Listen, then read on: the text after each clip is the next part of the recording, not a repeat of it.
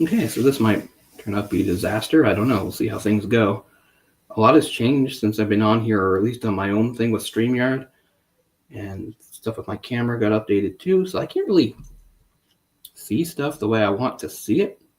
I know that I'm on, I can see myself, but other stuff like connection strength and stuff is not really being shown. I hope that volume and everything is good. I am using my good mic, so that's nice. So anyway, I've just been away for a really long time for various shitty reasons, and well, I hope to do something better and cooler and more put together than this. Eventually, I thought I just need to get something done for a lot of reasons and just pick something simple. And I mean, I know that I'm on my own here, but that's okay. I don't mind. Hold on, sorry, I'm still looking at stuff here to see that I'm online. Okay, maybe that's right. It's hard to get back into the swing of things. Like I said, I haven't done this in a long time. But anyway, this is City on Fire from 1987. Ringo Lam's very stylish crime thriller, Hong Kong. If you've been watching me for like years, you've probably heard me bring it up before. Usually as a way to maybe take a shot at Quentin Tarantino for ripping the movie off so much. I've gone back and forth on how I feel about that, so maybe we'll talk about that before we get into the movie itself. For those who don't know, Reservoir Dogs, his first ever movie, and really burst onto the scene with, really borrows heavily from this movie, including like its main plot. He does do things to make it his own, and obviously the characters are different, yada yada, and he adds his own twist. And they are two very different movies, I'll say. This movie's the more conventional type of movie. It's a crime thriller with a structure that we're sort of used to, the way the narrative plays out and follows our main character. And what happens is, this was actually even based on reality. There was a real life, I think it was jewelry store or some sort of robbery in Hong Kong, I think in the early 80s, maybe 84 or something like that inspired Ringo Lam, who also wrote this movie besides directing it. And that's what takes up the third act of this movie. And this is where it sort of differs in structure a lot from Quentin Tarantino, whereas this, we follow our undercover guy played by Chow Yun-fat. It's sort of a role against type, because even though Chow Yun-fat's, he has a lot of experience before and after this playing either a gangster like in The Killer, or a cop like he would do later on, or an assassin and things like that. He's against type here because even though he's a cop, like, he's not cool. Like, Chow Yun-fat's usually just so cool in most movies, and that's probably how he got into movies, because he exuded that air of coolness in the TV shows that he was on. He was a soap star in the 80s before breaking through into the movie industry, like a lot of these Chinese and Hong Kong actors would do at the time. But anyway, he was just always really cool. This movie, he's not cool. He dresses kind of weird, and he doesn't have clever lines or anything, and he does sort of make mistakes and bungle around, and he has a really weird relationship with his girlfriend. Like, his girlfriend does seem to really care about him, but she's also super annoyed by him, and I'm annoyed by him. They have a scene that we'll get to that's just cringy as hell, but I don't know. Again, I think they're trying to humanize him, show us that he's not Mr. Cool like he is in most things. And of course, Danny Lee's in this as a criminal that he bonds with, and then they would flip this around for The Killer a couple years later, as directed by John Woo, whereas now we have the very established and cool assassin, the triad, or whatever you want to call him, character played by Chow Yun-fat, who reluctantly teams up and bonds with a cop played by Danny Lee. And this is flipped around the other way, whereas Chow Yun-fat's the cop and Danny Lee's the criminal. But losing my train of thought. Okay, so we'll talk about, before we get into it, what makes it different and what makes it the same as Tarantino's. So again, this the third act, again, is like a sort of daring jewelry store robbery that goes kind of badly and attracts all sorts of law enforcement with a shootout, and then culminates in the criminals escaping to a warehouse together, where, due to certain revelations, like our guy being undercover, them sort of turning on each other and having the whole, I don't know if Mexican standoff is the proper term, but they're all pointing guns at each other. Like, Tarantino just lifts that. The difference is, like I said, this movie is more of a conventional 3-act sort of structure, in that one major difference is we know right away, we know almost like we see when this opens, I think we see Chow Yun-fat undercover, but very after like the first scene or so, it's revealed, that's what he does, that he's a cop that goes undercover. So we know, the audience knows this the whole way. So while in Reservoir Dogs, the reveal that one of them is actually an undercover cop is not just a surprise to the characters there, it's a surprise to the audience as well. Now, I wouldn't call it a twist because, that's not too out of nowhere, but it is something that changes the dynamic and gives us information we didn't have before that, affects the plot. Wouldn't call it a twist, but it's something. That's not in this. This, the audience knows the whole way that he's undercover, whereas obviously the criminals don't until towards the end. The other thing is, the main difference is Tarantino, instead of doing that, and maybe because of lack of budget, and this shows his creative thinking too, is that he centers the entire, instead of like having the movie like culminate with this, where we see him doing various things as an undercover cop. This in Reservoir Dogs, the whole thing centers around the robbery, but we never see it. The whole point is we see the aftermath, and sometimes we get flashbacks to the beginning. So we see everything around the robbery itself, including some of the escape, but the robbery itself we don't see, which is, again, partially maybe because of budget constraints, but also a sort of a storytelling device to really, just a different sort of spin and motif on it. So everything in Reservoir Dogs, again, centers around this heist that they had planned that goes wrong. We see the aftermath and we see flashbacks showing the planning, but we never see it itself, which is fairly clever. I'll give it that. Why I've never liked Reservoir Dogs is I hate all the characters. Like, I know, like plenty of movies have bad guys or criminals, and even though they're bad guys, you can still sort of like them or root for them in some ways. I can't root for any of these guys. They're all just awful. Obviously, Michael Madsen's the worst one. Like, I don't mind if you have a sadistic guy like Michael Madsen, but there's nothing to balance him. Anyway, I don't want to go on too long about Reservoir Dogs and its shortcomings. But anyway, so it really shrinks it all down into that, and makes it about the characters, and it is, again, less conventional, but it borrows so much, including some shots. You can look it up, I'm sure, on YouTube. You can find where you'll do a scene-by-scene comparison. But at least for the first, 2/3 of this movie, it seems completely different from Reservoir Dogs, because it's just sort of like a normal crime drama following this guy and what he's doing. And then, again, for the third act, for going towards the climax and dramatic ending, we do have the robbery and the immediate fallout and how it ends. So that's probably more than enough information. Ringo Lam, of course, is definitely an underrated filmmaker when you think of the Hong Kong School.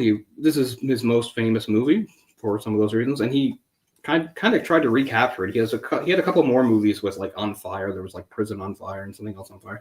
I don't remember.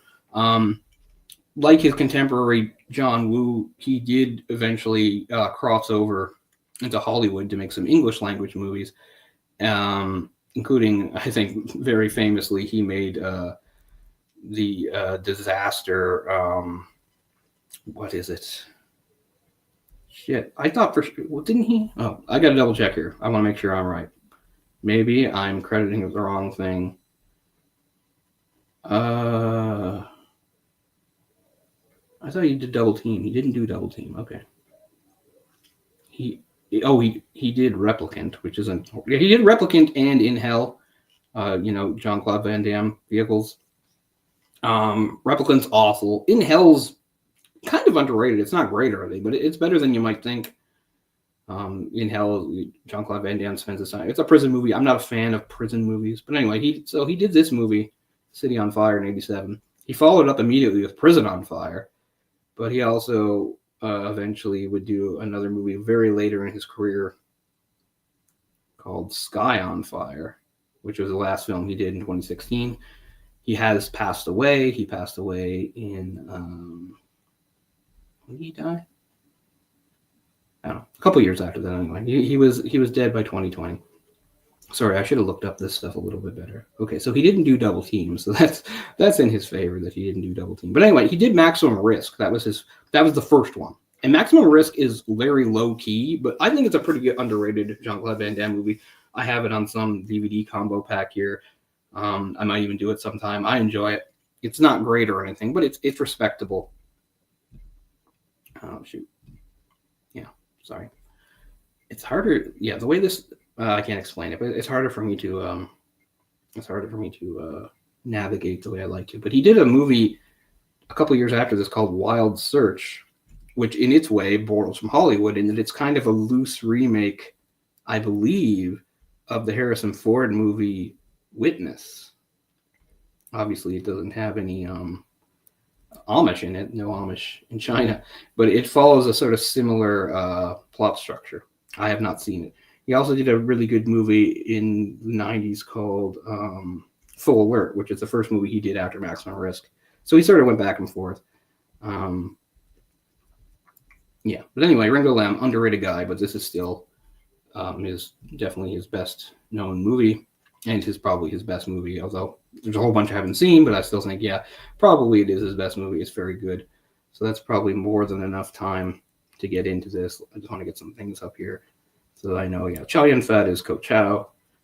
Danny Lee plays a character simply known as Fu. Sun Yue is Inspector Lau, etc., etc. A few other people in there. Ringo Lam has a cameo in here as somebody, but I don't remember who. And I'm not going to recognize him. I'm not great with faces, but whatever. Anyway, I just think this is a fun one. So let's just jump into it now. So I only have this version of it, of course. Waited a long time for this. This has the 4K on it.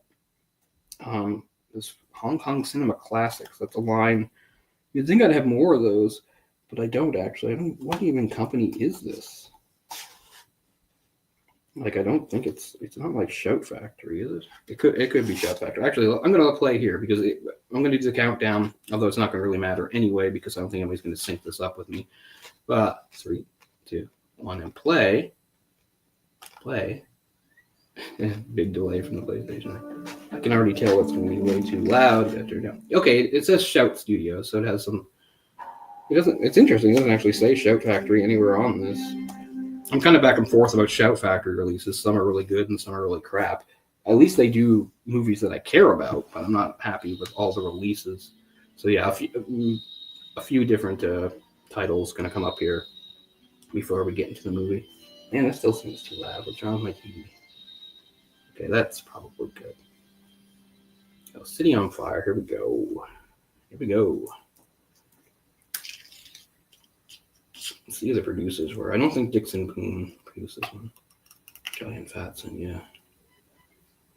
Gary Ng is in this. She's very good. Oh, yeah. So maybe you can even hear some of that saxophone. It's funny because this came out the same year as Lethal Weapon. And both movies are just like full of like that really stylized sort of saxophone that you would hear in the 80s. Like, I'm not sure. What was the release date for this?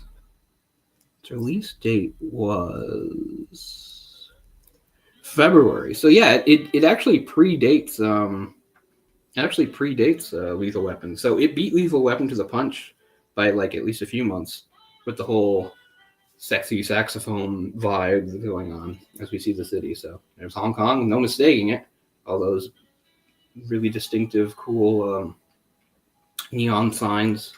We did a whole thing with Jay about that in one of the movies that we did. What was it? It was, oh God. I forget. I'll think of it later. And there we see him. Chow Yun-fat's easy to distinguish from a lot of actors simply because he's taller than a lot of them in this movie. Like, Chow Yun-fat's over 6 feet tall, which makes him fairly tall, you know, for a Chinese guy. Certainly a lot taller than me. So he stands out in a lot of these movies just by that. He's got a crappy little, it's not a man bun exactly, but he does have a really stupid little ponytail here.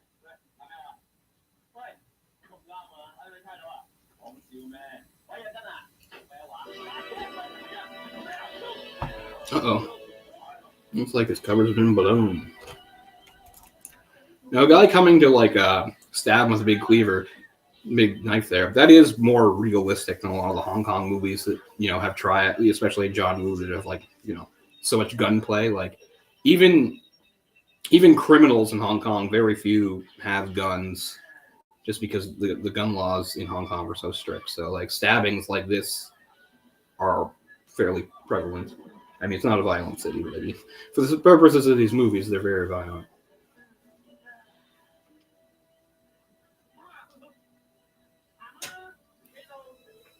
Did we get stabbed there? That wasn't him, right? Maybe Yeah, so it opens with a different undercover guy. I was going to say, as lame as Chow Yun-fat is in this movie, he doesn't have the ponytail. I got fooled for a second there. I know I feel like an idiot for getting fooled. Because that guy was actually also tall. So that is a different undercover cop who got killed, got found cover blown, and killed immediately. It hasn't even been that long since I've seen it, and already my memory's fading, getting tricked like that.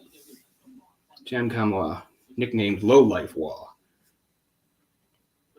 Like right now, out in public, they're just acting like, okay, he's a known criminal, a guy that's known to us. It's not until a little bit later when we're inside the station that's revealed to Chow Yun-fat's character that he was an undercover cop, just like he is.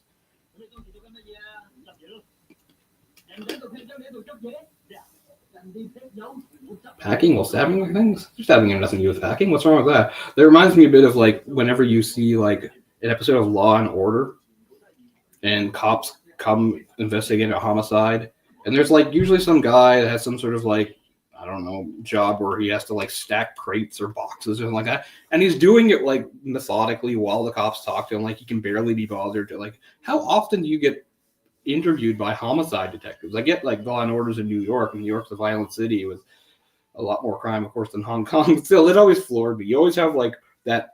In like every second or third episode of Law and Order, it seemed there was always that scene of some guy stacking boxes or crates or doing something. It's like, I'm not going to let this interview, but with homicide detectives, interrupt my important work.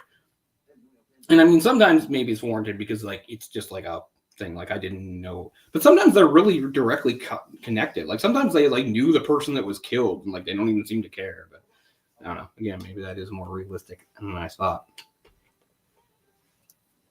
Yeah, I don't like this setup. It doesn't even let me know how well. Oh my god. What is happening?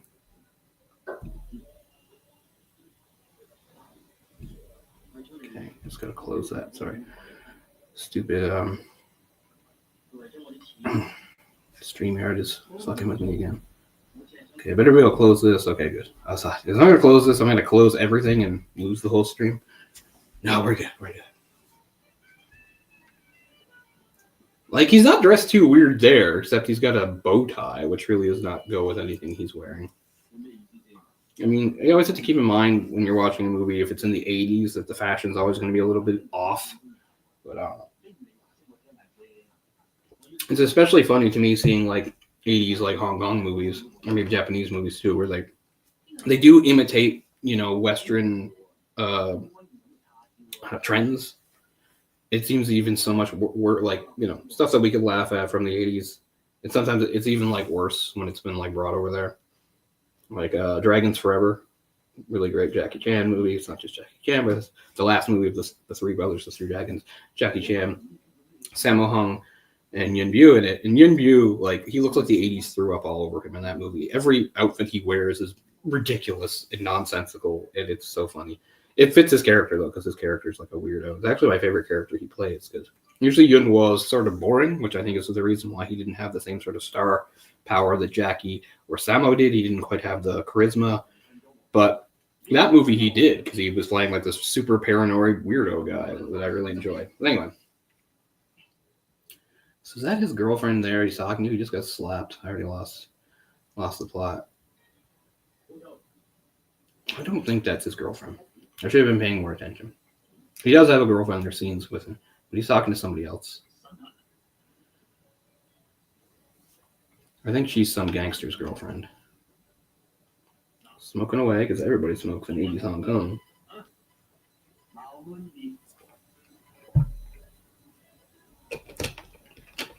So it does go for a little while before we see these cops, but not that long.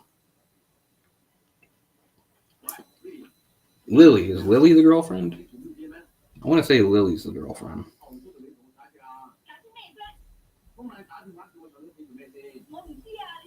No, Lily's not the girlfriend. Hung is the girlfriend. That's Carrie Ying. Who the hell is Lily? It's Jessica Chow as Lily. Okay, but she's...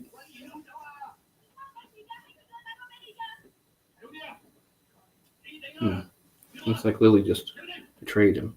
So yeah, his girlfriend is Hung. Carrie Ying. Or Un. Sometimes I think it's Un.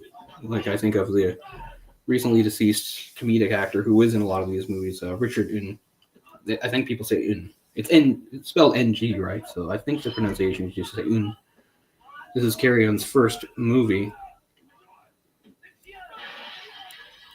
For somebody that continued acting right into the 2010s, she does not have a ton of credits. Of course, she's in Sex and Zen, which is an interesting movie. What's interesting is she's in a movie called Cheetah on Fire, and I think that's just people ripping off Gringo Lam because it's actually, Lam has nothing to do with it. Apparently, Donnie Yen's in that movie, so I'd very much like to see it, even if it's no good. But yeah, Carrie Ann, very attractive. Yeah, so neither of those women was his girlfriend. And I was blabbing through it, so I can't remember what he was saying to them. But now he's been arrested, and he'll eventually have a meeting with his chief or whoever it is who knows he's undercover. The whole thing is like most of these cops have no idea he's undercover, right? They think he's just another, that we arrested him for assaulting someone.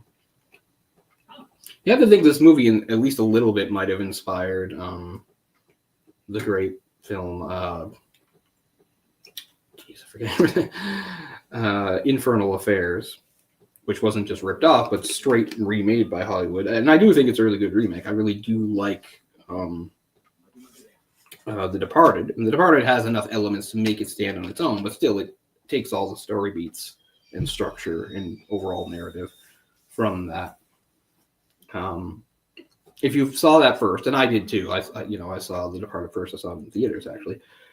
It was only about 3 years later, I think, that I saw the movie it was a remake of. And it feels like simpler, more stripped down, but it definitely is the more powerful movie. Maybe I'll get to talk about that in some way or capacity. I'd love to compare them. Not that it hasn't been done to death by other people, but still, it's important that I get to do it. Me, I want to do it. All right. So yeah, there. This is where he's finding out they're at the body of the other guy. He was a police officer. He joined around the same time as you, investigating. I think basically this is what he's doing. They were planning to rob a jewelry shop. So this guy's death creates an opening for our guy here, for Ko Chow.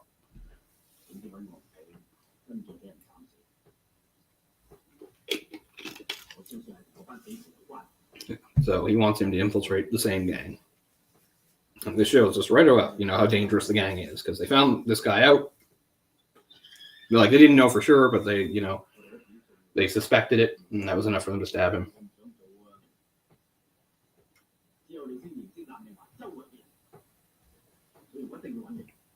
Oh, Acres of Movies. I remember you, yeah. Yeah, I wish I'd been able to do more stuff in the last while. We'll see what happens. It's a great movie. Not enough people seem to know about it. And I feel like I'm an asshole because every time I bring it up, it's just like to take a shot at Tarantino. I mean, again, Reservoir Dogs, it's its own. He does enough of a twist to make it stand on its own, blah, blah, blah. Of course, I do think this is the better movie, obviously. But whatever. I'm not much of a Tarantino fan either. He's really hit or miss with me. I mean, I really do like the cues he takes from Asian cinema. That's why I like to Kill Bill so much, because they're, such a great love letter to a lot of old school kung fu movies and Japanese samurai movies, or obviously the movie it takes the most from Lady Snowblood, which Jay and I did a show on a while ago. So what's going on here? My favorite scene from any movie from 1992, 2000, so a 90s movie. I don't know. Some of my favorite scenes, they're not necessarily like great scenes or well made, but it has something to do with maybe I remember them. Like I like a lot of scenes from, say, like smack in the middle of that. Not because it's a fantastic movie or anything, but because of my age and that era. Empire Records, which I did do a live commentary on this channel of ages ago, I think. That has a lot of scenes I like a lot. And again, that's more just for the quirkiness, not because they were super well executed or technically great or anything like that. So what's going on here? Where are we at in the movie? There's that saxophone. So we're just 13 minutes in now. Oh, they actually show a sax player on the street too. Yeah, this movie actually beat, I know I'm repeating myself, this movie actually beat Lethal Weapon to the punch by a few months as far as sexy saxophone music in a crime drama or action movies or whatever in 1987.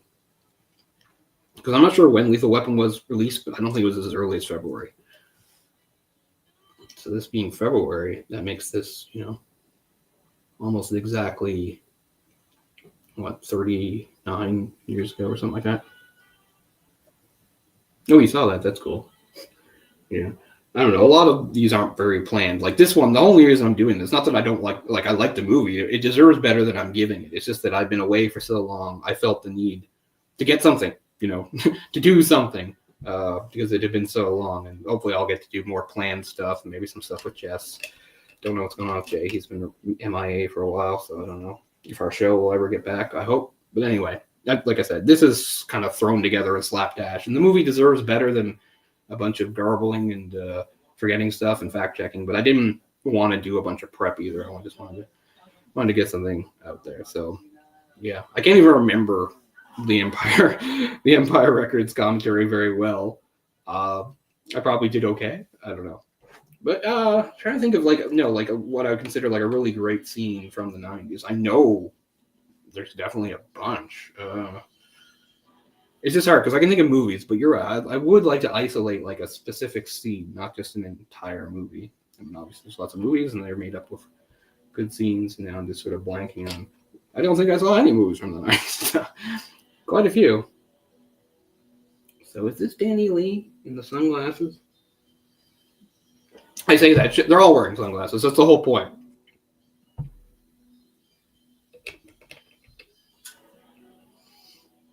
I know I've heard of Other People's Money, but I haven't actually seen it, so it's something I should probably get around to. It's probably something Jay had mentioned at some point. I'm like, Danny Lee's in sunglasses. They're all in sunglasses. That's the whole thing. I don't know if sunglasses have the connotations in Hong Kong that they do in Japan. They seem to here because they're pulling off this heist and they are criminals and they're all wearing dark sunglasses. I don't know if that's necessarily something you associate with triads, but it is something associated with Yakuza. So, like, even though people do wear sunglasses in Japan, a lot of them don't wear, like, the bigger, sort of, like, I guess, really dark-looking ones just because they are strongly associated with the Yakuza. Or at least they used to be, Limbo. Now, that I don't think I know. I don't even recognize the title. I'll have to look into that because I don't even think I recognize that title. Like, most of these things, even if I haven't seen them, I've, heard of them or something. Okay, what they got? They got ski masks now.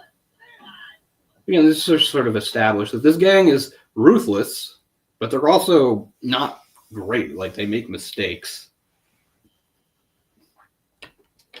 I was saying before about the clothing comes down to some sort of quote that Ringo Lam himself had said. Yeah, the film was based on the Time Watch Company robbery in '84. Lam attended the trial of the criminals and stated, "I found out they didn't dress well, and everybody looked like a loser." Was Lam saying he wanted to embrace realism in the film. So I think that's part of the reason why, even though he's not a criminal, our main character here, played by Chow Yun-fat, doesn't have that cool factor that he has in almost every other movie he's in. And part of that is his clothes are kind of lame. Like, it's not the worst stuff, but, But as I said, it is a movie, even though it sounds like it's something right up his alley. Oh, Chow Yun-fat's playing an undercover cop in like a crime drama? Well, yeah. But his character, I would say, is slightly against type in that he is not very cool and kind of lame. But he is, a good guy. He tries to do the right thing. He's, he's the type of protagonist you can certainly root for. Which makes the ending tough. Because Ringo Lam was doing bleak endings before. I almost look sped up there. It's not, though. Before Tarantino was. Now we're doing the usual thing. Beating on the guy, telling him to open the safe. If you keep kicking him, he won't be able to do much.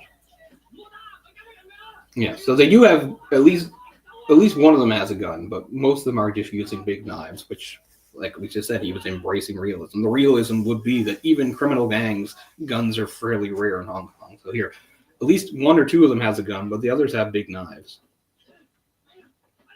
Now they're fighting each other. Now he's pointing a gun at his own guy. So yeah, it's like, I guess they're just showing us early on, like, this gang is not very together and they don't even get along so well. So that was one thing that makes it quite different from Reservoir Dogs. In that Reservoir Dogs, the whole idea was the heist was masterminded by one guy, and his plan was to use a crew of all guys that none of them knew each other before and had any connections to it. This is different in that they are basically a gang of some sort. So, like I said, Tarantino put in his own twists and things to make Reservoir Dogs different, and that's fine. I'm not just saying this is a complete ripoff or anything like that, but this is definitely the one I prefer. It was a very vibrant, colorful movie, too. It's probably more colorful than you might expect if you hear like 80s Hong Kong crime drama.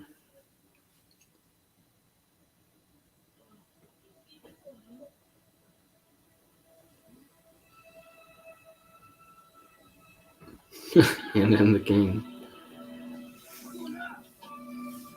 Nobody saw Anna and the King, that's for sure.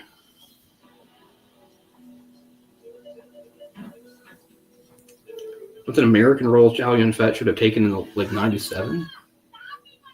I guess it would have been too on the nose and would have defeated the purpose if they put him in Face Off, right? The whole point of Face Off was, was that John Woo was going to do his thing, but he was going to do it with, famous American actors. So, he had Nicolas Cage and John Travolta. It would have defeated the purpose to, have a Chinese actor in that.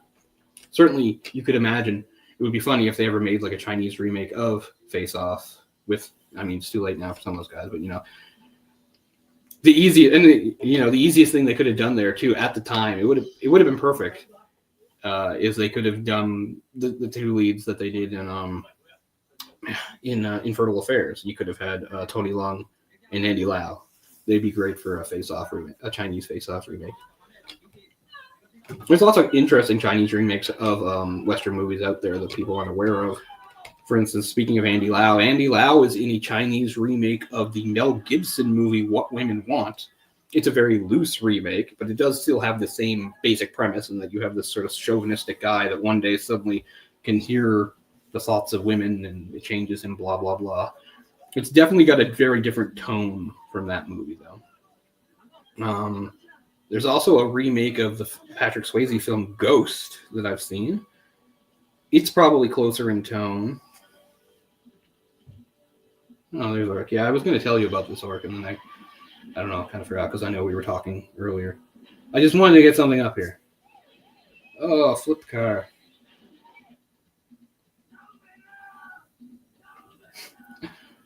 Somebody to play Tarantino himself? God, I'm not good with faces.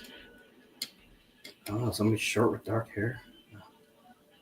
Also, it depends on how early you want to start, because you need probably a fairly young actor. I don't know any. I'm getting old, and there's all these new actors like in their like late teens and early 20s. I don't know. Like name a young actor. I'd be like Timothée Chalamet. People are like, oh, he's old now. Time's going too quickly. Yeah, so they almost botch the whole fucking thing, but they do get away. I like that fire truck.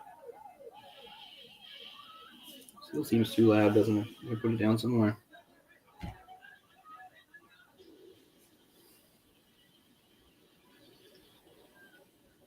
They caused a lot of destruction. They destroyed 2 police cars.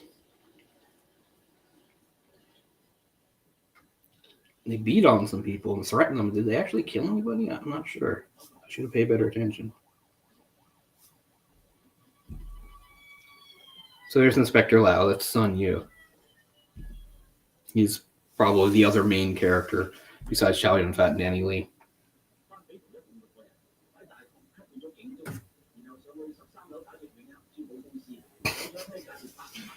I don't think it would really matter to somebody like Jason if his face or mask. Well, then again, Jason is very attached to his mask.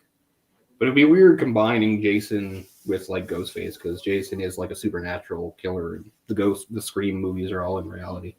I didn't go to a single movie in a theater in 2005. First time in at least my adult life that ever happened. I tried to go to Superman back in the summer, and I got so annoyed by everything because I couldn't get the seat I wanted and blah, blah, blah, and it wouldn't take my gift card that I just left in disgust. So saw 0 movies in theater in 2025. I would like to go see Scream 7 or whatever it is, which is coming out pretty soon. And ask Ryan. We'll see. Yeah, like it's interesting. They also call him Uncle Lau. I mean, I get it. That's a Chinese thing. Brother and uncle and sister and all that. It still does sound a little weird to Westerners. Right, here's a really arrogant guy that pretends to be respectful, but the whole time he's like, well, you're really old, so maybe you should let me handle this. Yeah, it's coming back. It's not like it's been that long since I've seen the movie. I think I only got this about a year ago, maybe even less than a year ago. It might have come out, I don't know. My brain's fried. I can't remember sequences of events or order to anything anymore. Yes, sir. I guess Hong Kong cops don't say yes, sir anymore. That's random. No, nowhere near Sri Lanka, which is what, right by India and Pakistan.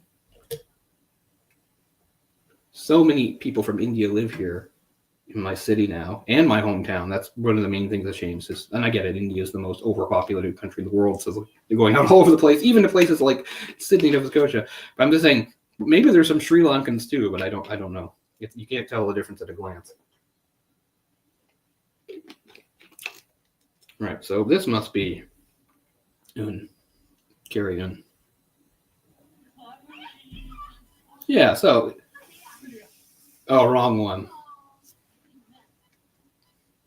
His girlfriend and her friend. But she's like so cold towards him. And I realize this whole I don't want to give too much away of my personal life, but I mean, I did have a Chinese girlfriend who could be sort of like this, put on this sort of like petulant attitude type thing where she's frowning and pouting and stuff. Like, I don't want to just like say that's a thing Chinese women do. I don't, but I just mean, in a way, I don't even blame her because he just teases her through this entire scene to the point that I just want to like yell at him. So I'm just like, you have this really nice, attractive girlfriend, and she puts up with you, and you're just so annoying and childish.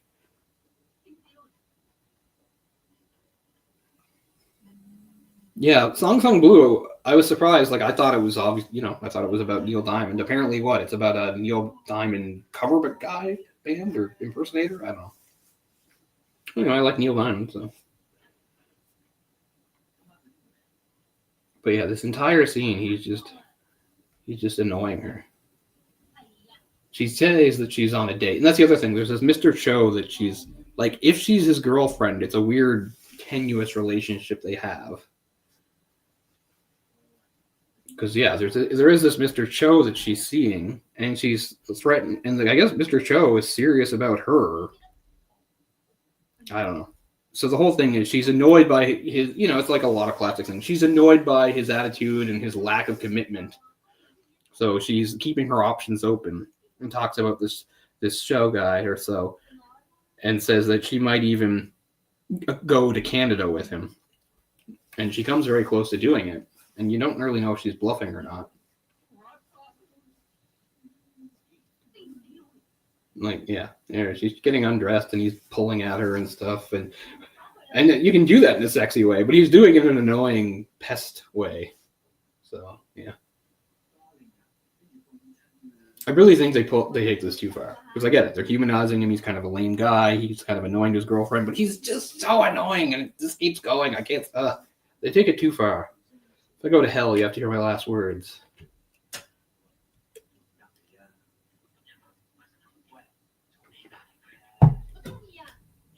I don't even know if she knows he's a cop. I'm not sure how deeply undercover he is. Like, his relationship with her is real in that, like, he does care about her and I guess love her.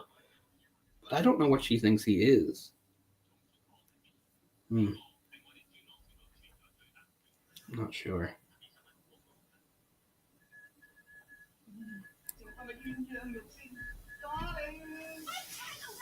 Darling.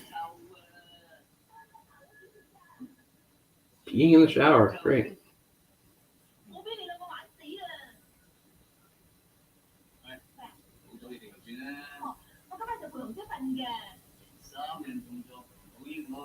The World's Fair? Is there a World's Fair coming up? Do they do those anymore?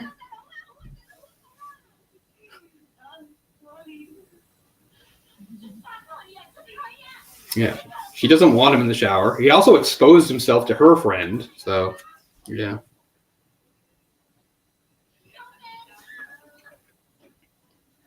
Oh, that's a lot. I don't know all my parts. My parts are boring. Like, I never had to like look up any DNA stuff because at least on my mother's side of the family, I have an uncle that many years ago was into that sort of stuff, so he looked it all up. And on my mother's side, it's very boring. It's all like British Isles. It's like England, England, England, Wales, Scotland, Scotland, Scotland. It's like maybe an Irish person in there somewhere. You know, my father's side, I don't know where it goes. When you go back, it disappears to the Balkans somewhere. I'm Ukrainian on that side.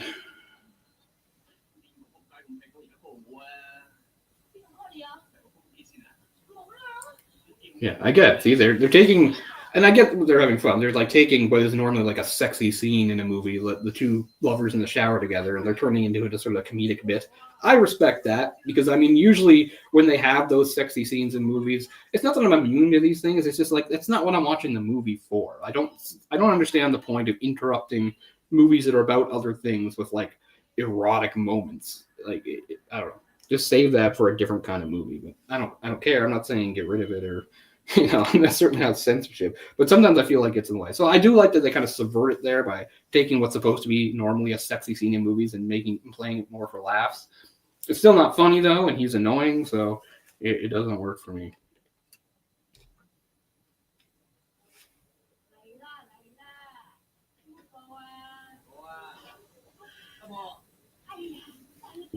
His grandmother calls him Little Doggy. Again, is that a translation thing, or is that literally what she's calling him? I don't know.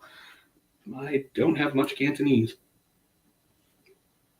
Watch a lot of movies in Cantonese, but it was Mandarin that I learned a bit of, not Cantonese. They're a lot more different than you might think if you don't know.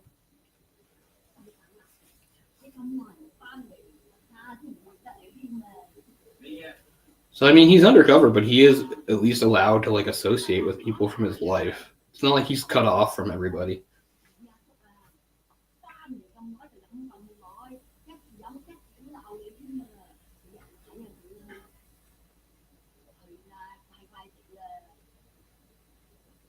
His uncle's been cursing him. That's not nice.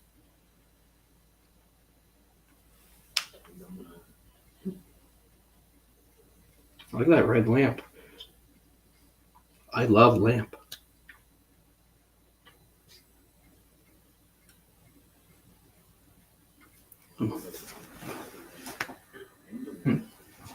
False alarm. What's his uncle blathering on about? Looks like he's a cop too.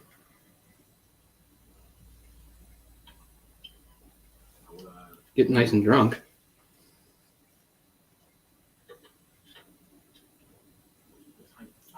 Yeah, been a cop for more than 30 years.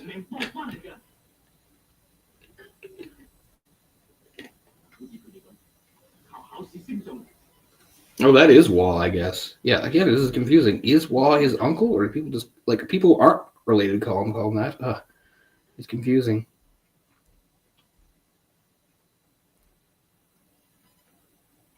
Or not Wall, Lao, sorry.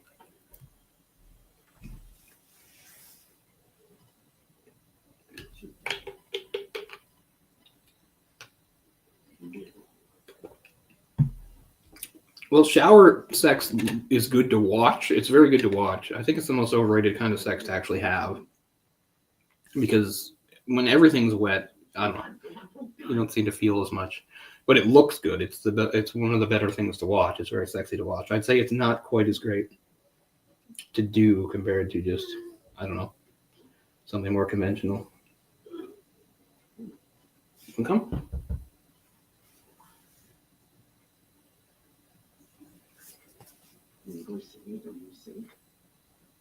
Well, that didn't last long. He's already puking.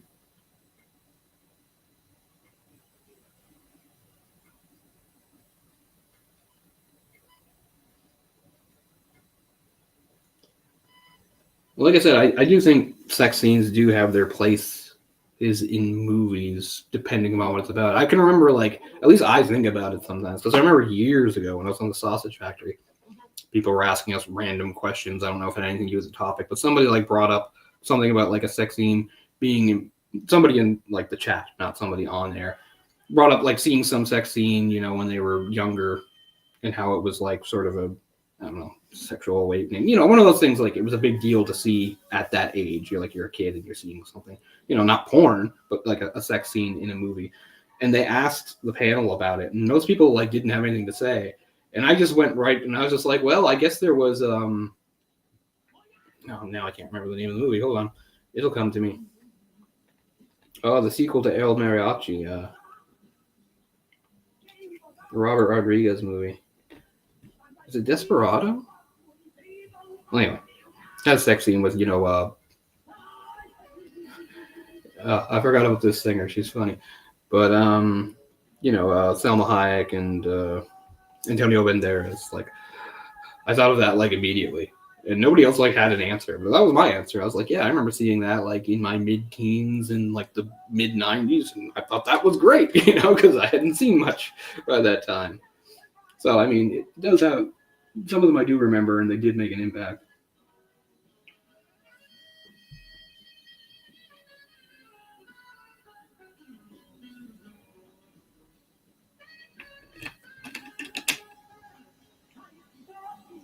Not just Chinese women, what?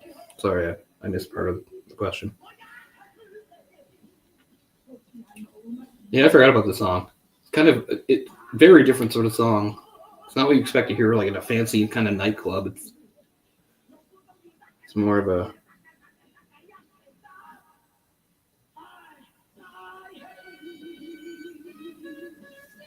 Oh, wow, Toho. That's really cool. As far as I know, nobody in my family ever did anything interesting ever at the end. Probably they did, but nothing to do with the film industry in any country, as far as I know. But again, I don't know that far back, so who knows.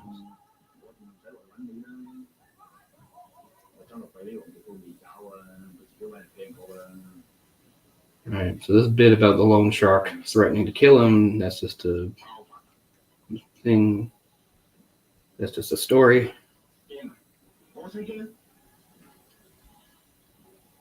I kind of miss with his instructions here. I mean, the whole thing is he's supposed to find this gang and cozy up to them to infiltrate them, but I can't really remember specifically what they tell him to do or how he's supposed to accomplish that. Yeah, you'd think I'd remember these details better. Again, it hasn't been that long since I've seen the movie.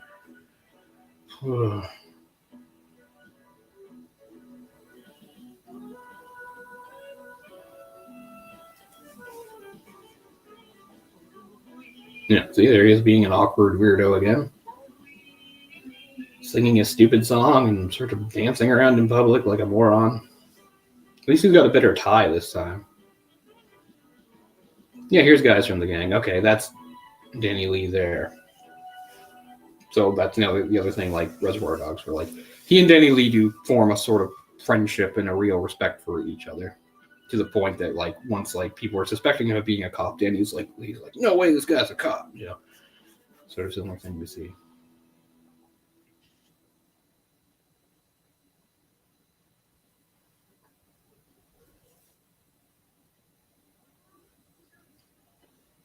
Sort of a bland, inoffensive restaurant.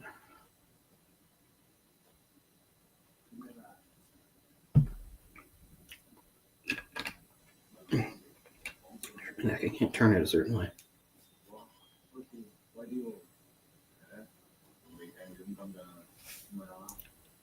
Let's be sure of Lee's character's name. All right, Fu. I forgot that. Very simple. Fu. F-U.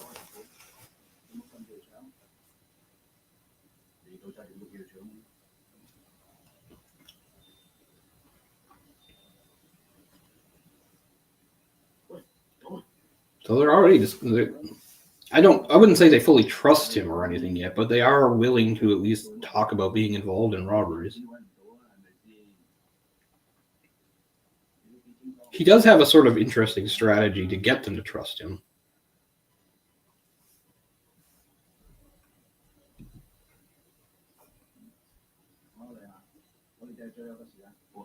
I'll have to think about it. We'll meet again. Oh, there he's picking up the check for them. That's a good way to ingratiate yourself to someone. But it doesn't even look like they had anything, so they just sat at the table and smoked cigarettes. If they had anything, it was taken away.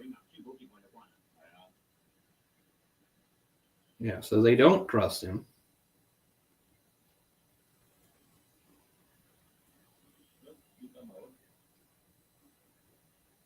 Now they're gonna try. A couple of them are gonna try to follow him. There's a pretty good foot chase in this at some point. I love chase scenes, not just car chases. I like running scenes. You want to throw some parkour in there, that's great. And the godfather of parkour is probably Jackie Chan, really. Although the one who was the best at it was, again, the aforementioned Yuen Biao. Speaking again of Dragons Forever, there's just a great scene where Yuen Biao is like trying to like break into this place, and he's on this rooftop, and he does all these flips and jumps and moves and takes weird, I can't say the word, but weird routes. Like, and it's all completely unnecessary. Like, all he has to do is like walk in a straight line or step over like something about this high. You know, it's funny. But you would call it nowadays. You would say that he's doing parkour. But because I started trying to do some parkour like in the late '90s because I was inspired by Jackie's moves in I think the second movie of his I ever saw, which was Police Story 4: First Strike.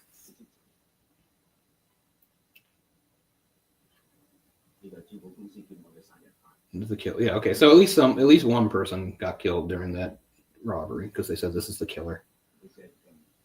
Oh, okay. So he's being followed by cops. Okay, that makes sense. Yeah. So it's not other guys of the. You know, it's been so long since I've seen it. I can't recall. I own it. I've got a Blu-ray of it over there somewhere, and I need to pop it on and watch it. House of Flying Daggers came at an awkward time. Talked about this before, like in sort of the mid to late 2000s, where there was sort of a resurgence over here in interest, you know, kicked off by, for whatever reason, Crouching Tiger, Hidden Dragon, and then Tarantino did do the Kill Bills a couple years later, and he did some Quentin Tarantino Presents things, you know, because I mean, Jet Li, a couple of his movies, some of his really good movies came over here, like Fearless and Hero, which are really good movies. So like around that time, because I think it was 2005 or 2006. House of Flying Daggers came out, but it didn't have the big name recognition, at least for the Western. So I don't think it did very well. I remember, again, discussing this ages ago, because I remember I had a conversation. Pezal was there, and I haven't been on air with him in a fucking decade, it seems. And he said something like, well, the title's kind of weird. Like, who wants to go see House of Flying Daggers? I'm like, I don't know. There's all sorts of weird titles up there. I need to see it again. It's a very artsy type movie. It's, you know, it's again closer to a classic wuxia film in the way that Crouching Tiger is. I like it more than Crouching Tiger. I never understood why that was the one that resonated over here. Like, I think it's a good movie, and it's of course loaded with big names, or what would be considered big names. But I don't know why it was like a breakthrough. Like, wuxia had never really done anything over here for decades, and then that became a big surprise hit. Like a time. Oh yes, I'm still. So one of the reasons I've been away from this for so long is that I've been out of town for 3 months. There was a family emergency thing. So as of the start of November, I had to stop tutoring. But I'm not quitting or anything. I couldn't be here, so I had to pass out my learner to someone else. But I've let them know I'm back. So hopefully, if they need me, I'm available. So yeah, because I've been doing that for 6 years. But I haven't done it since this year, since October. Because I wound up having to leave town, didn't know how long I'd be gone. It turned out for quite a long time. I only got back last week, and yeah. So I am still tutoring. I'm a literacy tutor, and yeah. Hopefully I'll be able to help somebody out. This follows the same thing as like the school year, so this would go until like I think June. So maybe something will pop up for me. I'd be glad. I don't have much of a social life, so it's good to have something like that to go to. I tell you. But no, currently I've so I'm not a teacher, but I've done online courses called like modules and stuff, so that I can be certified as like a professional tutor. So that could maybe move towards being a professional teacher. We'll see. You know, 15 years ago when I was a reporter, I don't think I ever could have guessed that I'd eventually wind up on this path. But anyway, life's crazy. Things change. Right, so here's his girlfriend come to yell at him.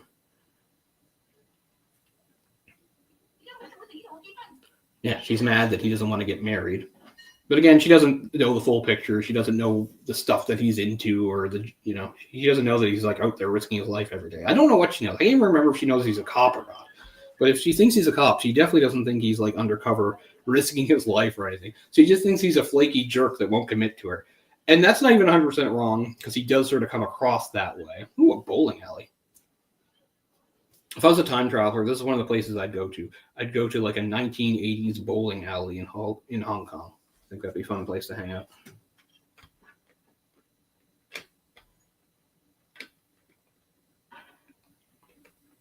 I remember about 2 years ago or something, Bezel talked to me about a reunion show, and I said, yeah, I'd do it. And then like nothing ever came of it. I guess they didn't do it without me. I guess it didn't happen. It just fell apart. I never followed up and found out what happened, but something made it fall apart because I said I would do it. Because, you know, even though I was one of the first people to leave, of like the original cast, or to leave the show, I didn't leave over like bad feelings or anything. I just sort of wanted to move on. And Jay and I had an idea for our own show that we eventually got to do and stuff like that. And I mean, the Sausage Factory eventually became something completely unrecognizable, region free. Don't have anything to say about that. I don't know most of those people, don't have any relationship with any of them or history with them, so whatever. But I was interested when Bezel had mentioned a reunion show, but I guess it didn't happen. So I don't know. I guess there's still time, but I see less and less of those guys. Like, I mean, Jay and I don't even talk to Jay very much lately. I don't know what's going on. I don't want to say too much because maybe there's something personal and I don't want to pry into his life or anything. Just going to say, obviously, for anybody that watches my channel knows that I've done a show with Jay, and now for months it hasn't happened. It's not because of any drama. It's just, I don't know. I think he's just had other stuff to deal with, and I don't want to speculate. Maybe he's been busy with stuff, I get. So hopefully I'll get to talk to him soon. Yeah, so before I get interrupted there, yeah. The gang does not fully trust him yet, but he was not being followed by them. He was being followed by CID, and then he had to go report to his captain to say, like, get them off me. But the whole thing about being undercover is you can't tell them to get off me, or you know, they'll suspect something.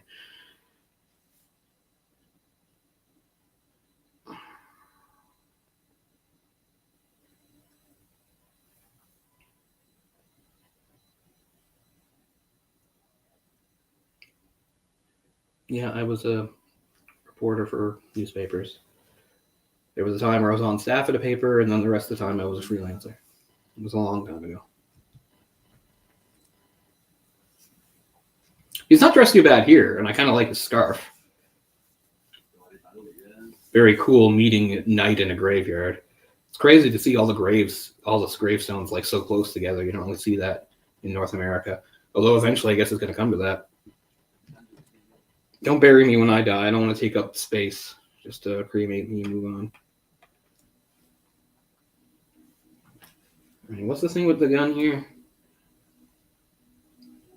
Fu's got a gun, and they're grabbing him, so they're acting like, oh, maybe we're going to just shoot you. What's he say? Doesn't have anything on him.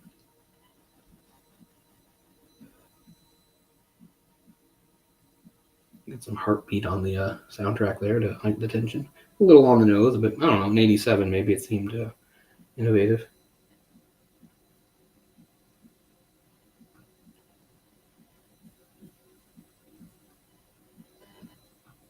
I mean, that's sort of the story of my life. Nobody that actually lives anywhere around me wants anything to do with me, it seems like. It seems like I'm only good at making connections with people that are like far away.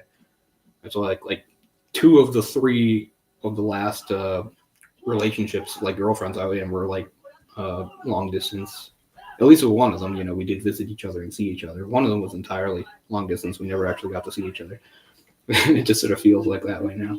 So it feels like the longer I've lived in Halifax, the less of an impact I've made. Like when I first came here, of course, I was a student at university, and although I didn't know people, I meet people as you do at school, and I had quite a few friends, but they've all gone over the years. And when I worked papers and stuff, I don't know, I was always younger than everybody, so it wasn't really like I was going to make friends then.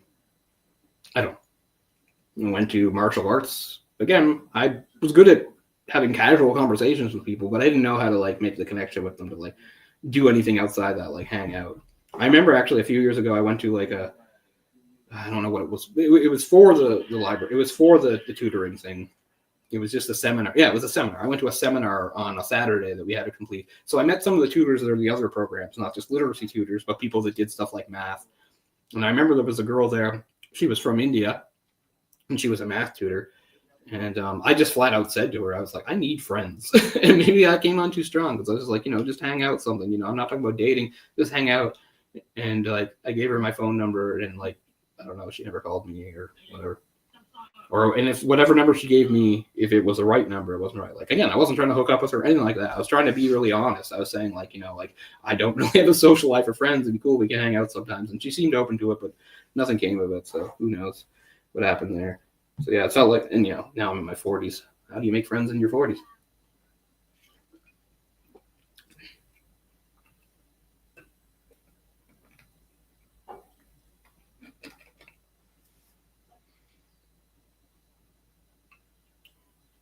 Oh, he's got a tape to his belly. That's really uncomfortable. Imagine I don't. I mean, I wouldn't want to wear a wire now, obviously, for obvious reasons, with like current 21st century technology. But in the 80s, he's got the thing's this big. Like, he's taking it off. He's getting out of there. It's interesting. They do a similar scene in The Departed, where he takes it all off in the bathroom.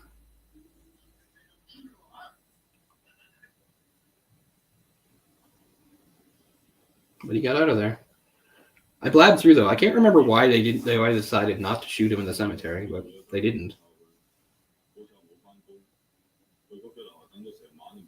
And here's the cops that the annoying guy has assigned to follow him. Like, that's the other thing. Yeah, this guy, the guy that's always undermining Lau and insulting him, he's got a couple cops that he's assigned to following our guy because he thinks something up with that, because obviously, again, he doesn't know he's an undercover.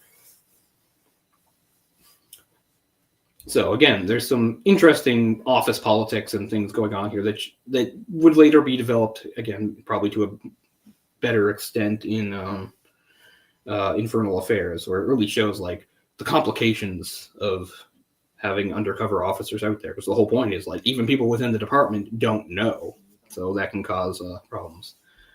And I've said this before too. Like, I think like if I've never been to war or anything, and I'm not going to say like I'd be a badass, but I always think like I think I wouldn't be a coward, and I might be able to handle myself in this dangerous situation. I think in most dangerous situations, I think I wouldn't totally freak out. Maybe I could keep my cool, maybe do something, maybe survive. I don't know. You never know, right? But I don't think I would just. One thing I'll say I don't have the nerve for is this kind of stuff. Like to be an undercover.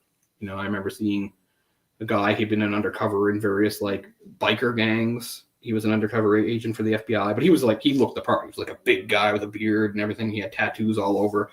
And like, he was talking about his time in these gangs and how some of the close calls he had. And I was thinking, man, I could never do that. I'd never have that sort of nerve to go undercover with like a gang or a terrorist cell or a criminal gang.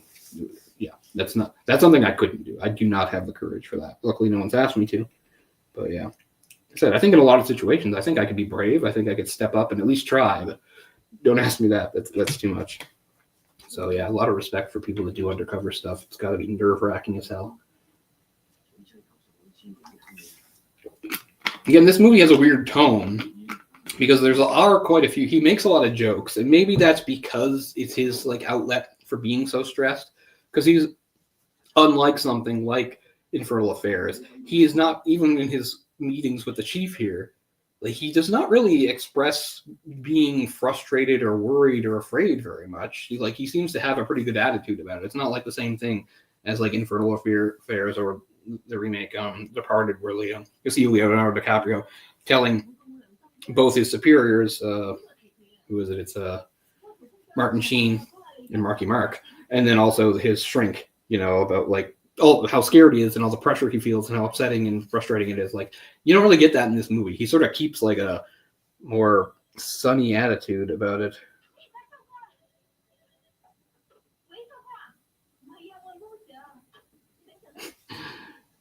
I'd be no good at war because I can't sleep. That's why I never would have been a good soldier. Certainly people that have been, more physically inept than me have, enlisted in like the army or whatever. Some of them did it specifically to like shape up. Maybe they were, out of shape or overweight or something like that, and they got in the army specifically to do that. I was always in pretty good shape and I could do physical things, but I couldn't be in the army for two reasons. One, I can't do that chain of command bullshit. I can't have somebody yelling at me all the time. And two, I can't sleep when I need to. And in the army, you have to sleep when you're supposed to. And get up when you're supposed to, and I can't do that. So I'd be a big liability. All right, this is where she's yelling at him and says she's going to go to Canada with this So guy. Now he's saying, I will marry you. But she does not necessarily believe that at this point.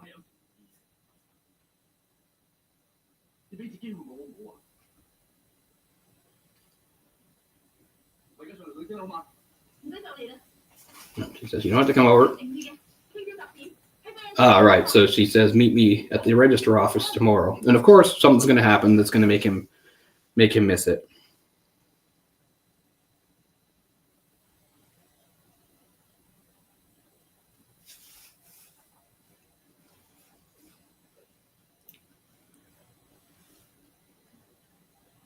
Yeah, it's interesting because in Infernal Affairs, there's actually like two different female characters with, different roles. And in The Departed, even though The Departed is the more complicated movie with more characters and subplots and stuff, for some reason they decide to eliminate one of those roles and just combine them into the same person. I always thought that was an odd thing to do.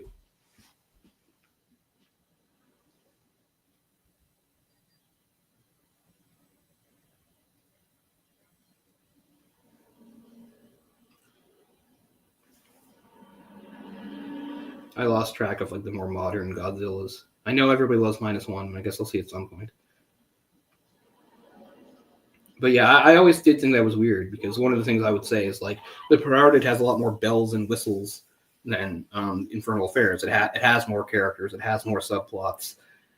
And for whatever reason, they took two female characters and combined them into one. Seems odd to me. I think it's because they really wanted to create. One was they wanted to really create a love triangle thing. Like it wasn't enough that we had these two guys that were, mirrors of each other, investigating each other, but they also had to be involved with the same woman. I don't think you need that. It's fine. It works in the movie. It's not like it doesn't work, but I don't think you need it. Infernal Affairs doesn't have it. It works just fine.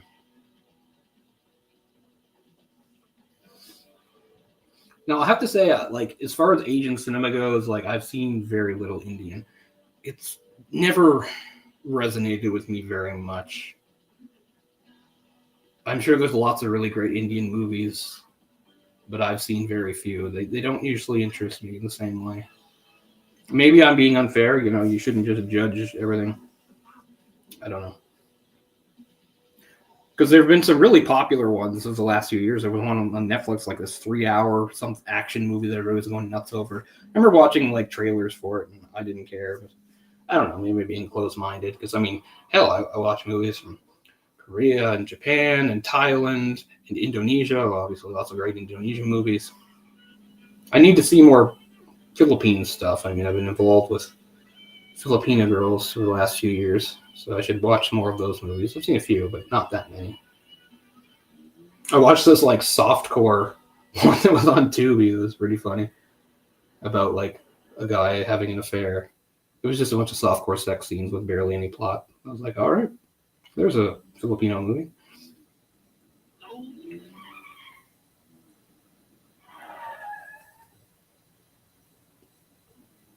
I've lost what's going on here.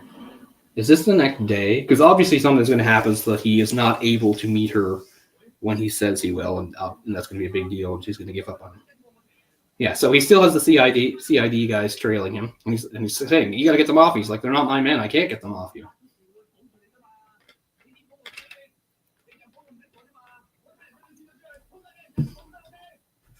Oh, yeah, I always wanted to date an Indian girl, and there's so many around here. You think about it. I don't know if that's too much. I will say I did have an encounter. Something happened between myself and the Indian woman quite a few years ago. She was about 8 or 9 years older than me, but I was only in my 20s then, so she wasn't like old or anything like that. But that was not a relationship. But yes, of course, I'm attracted to people of all races. I know people that I've talked too much about my personal life, and I shouldn't, but yeah, I have a string of girlfriends from China and Philippines and Thailand over the last few years. But who knows?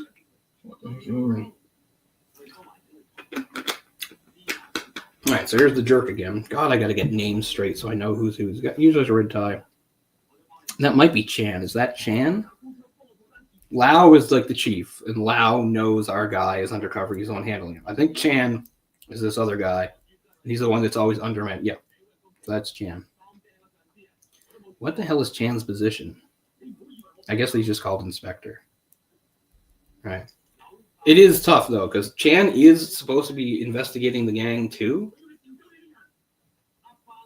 Oh, man, this is my office. Yeah, so he's telling him to pull his men off. And... Dank. That's a word Orc likes to use. That's how I first heard it. Orc would say dank. Orcs dank memes. So, anybody, I know I veered off there. Sorry about that. But we're coming up to 59 minutes in. So almost an hour in. It's on the subway.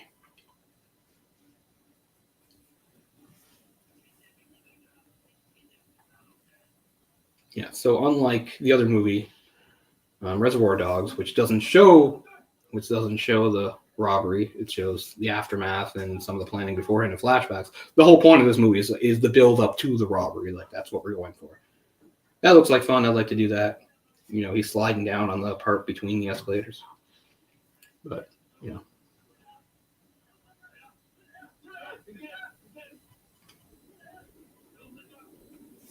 Yeah, for Almost Famous, I mean, that's why I respect Kate Hudson, who's not like an actress I really care that much about.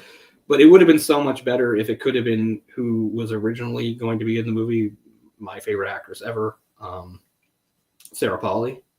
In fact, I wasn't the only person who thought this way, although I found out after the fact. I didn't know it at the time. But in that, even though I love Billy Crudup, he's one of my favorite actors, and I prefer him there, like, his role was going to be Brad Pitt's. Brad Pitt dropped out when Sarah Polley confirmed she wasn't going to be in the movie because Brad Pitt really wanted to work with her, which is interesting. I love Billy Crudup, though. He's one of my favorite actors and most underrated guys out there. As for Kate Hudson's performance in that, it's good, but I always think of what could have been. And that's like literally the only movie I can even think of that she's in. I don't know. She comes from an interesting family. Her dad and her uncle were like teen idols in the 70s.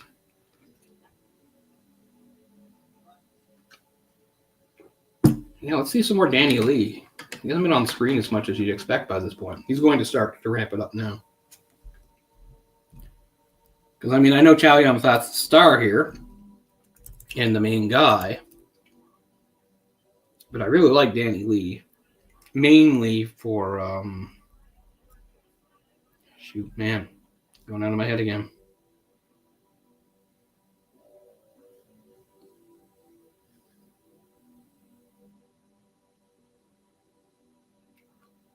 Yeah, I guess mainly for The Killer, which is with Chow Yun-fat again.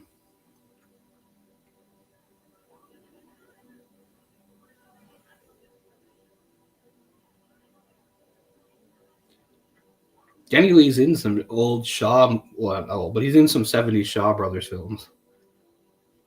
His very first movie was in The Water Margin, which I'd like to see. I don't know how you would adapt something as long and complex as Water Margin, but it being one of the most famous Chinese novels of all time, what is it like? Is it a big three or a big four? What is this? Water Margin, Journey to the West, Romance of the Three Kingdoms, and maybe something else. But anyway, they've all been adapted into various movies over the time, but they're all so fucking long. You couldn't do it in a single movie.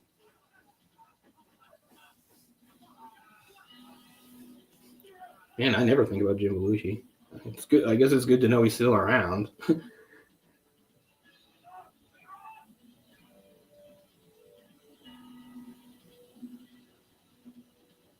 I missed entirely what happened there, but I guess he got set up and now he's being chased by the cops. This must be the chase I was talking about. Yeah, this is a good chase. Yeah, he's up in the parking garage and he has to get down. It's all coming back to me. So again, this is unlike a lot of those movies like there. He just does a drop, but, you know, he's no Jackie Chan or... But it is... I do like that, though. That's no stunt person. That's Chow Yun-fat doing those drops. Camera stays on him the whole time. You appreciate that. Now he gets red. Okay, so this isn't... Isn't there a longer foot chase? Maybe I already missed it because he's going to get rescued by Fu right here. Fu's got the car.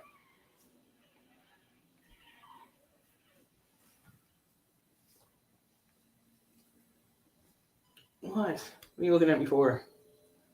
Cammy, I'll get you something later. And yes, it's very close to midnight. Midnight is retreat time usually, so it's going to be a little later tonight. You'll survive.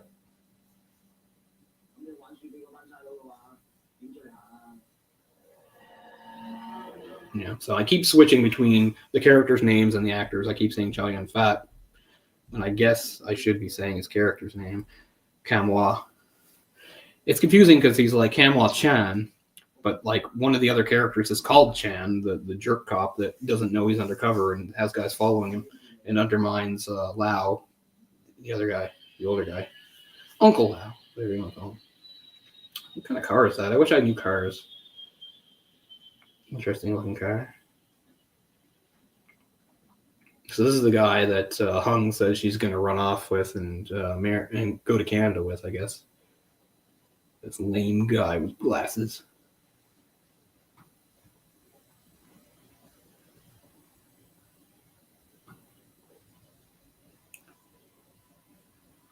I mean, they're at the airport. She's going to go through with it. They're going to leave.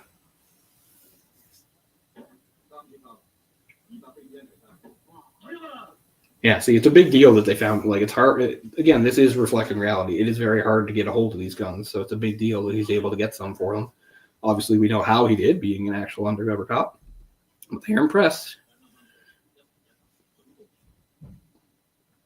This is, yeah, like I can't remember what was going on with that real-life jewelry robbery that inspired the thing. Was the whole thing that the cops knew about it and let it happen? Because that's how it goes, too. Sometimes, you have an undercover or something like that. And so sometimes cops do let things happen so that they can arrest them in the act. But that can obviously blow up in your face for a lot of reasons.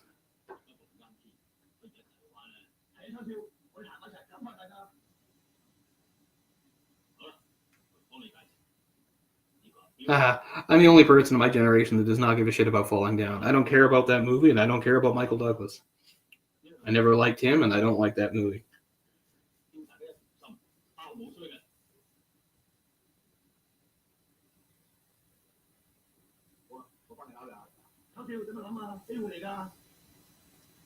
I mean, those are all good actors. But I would not be the person to have anything to do with that because I'd just be like, I mean, yeah, if Netflix want to put me in charge of a show, I'm not going to say no just because I don't like the movie. But assuming I was the type of person that already worked in this kind of stuff and could say no, I would be like, yeah, I don't care about Falling Down. Never liked Falling Down. Never understood people's fondness for it. And I don't like Michael Douglas. He irritates me. Going back, actually, talking about erotic stuff and stuff like that and sex scenes, like, it baffles me that he's in so many of those movies in the late 80s and early 90s. Like, who thought, like, he should be, like, he's not an attractive man. He wasn't an attractive man 40 years ago. He's just off-putting and annoying. And they're like, he'll be perfect in our sexy thriller. Like, no, anybody but him. So, yeah, I've never liked Michael Douglas. I mean, and didn't he like marry her with Catherine Zeta-Jones? She's so beautiful. He shouldn't be anywhere near her. Stuff like that bothers me more than it should. It's not like I was going to date her, but it really bothers me that he ever had anything to do with her. Just like the idea of like Billy Bob Thornton, that absolute goon, like having what's her name, Angelina Jolie in her prime when she was all crazy and sexy and stuff. Like, Billy Bob Thornton, you're just doing that to, like, disgust everybody, I'm guessing. Yeah. I actually really dislike Billy Bob Thornton. I'll put it a different way. I don't dislike Michael Douglas as a person. He's probably fine. I just find him annoying and don't want to see him in movies. I dislike Billy Bob Thornton as a person. I think he's vile. Oh. He was just about to save his girlfriend at the airport and he gets arrested. That must be really confusing to her. To see him get dragged off by the cops. I should have paid more attention at the beginning. I can't remember what the hell she knows. She obviously doesn't know about the undercover stuff, but does she know he's a cop? I don't know. They never really seem to make it clear whether or not like his relationship with her doesn't have anything to do with his undercover work, because she has no ties or connections to the criminal world. So it's not like, she was part of the cover and he fell in love with her or anything like that. Now they take him to a bathroom to beat the shit out of him. They're decorating a Christmas tree? Just taking the time there. Oh my god, you're staring holes at me. You have to wait. I'm not going to get up in the middle of this. You're very smart and have a great sense of time. It's 5 minutes to midnight here in where I live. She knows it. You're just gonna have to wait a little while longer. Beat him up, put him in a cold shower.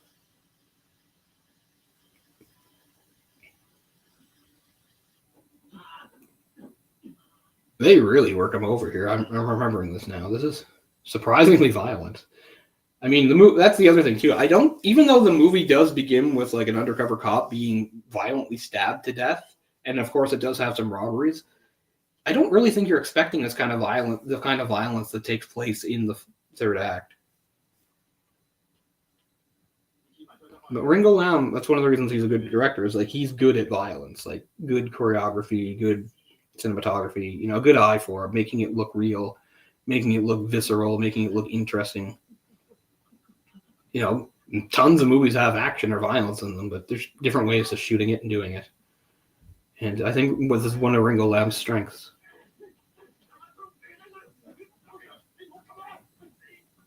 Lyle's coming on the whole thing. I mean, even if that wasn't his undercover agent, he could still have like complete grounds for being mad. Like, you think this guy's a suspect? Well, you can't just like cuff him up and torture him.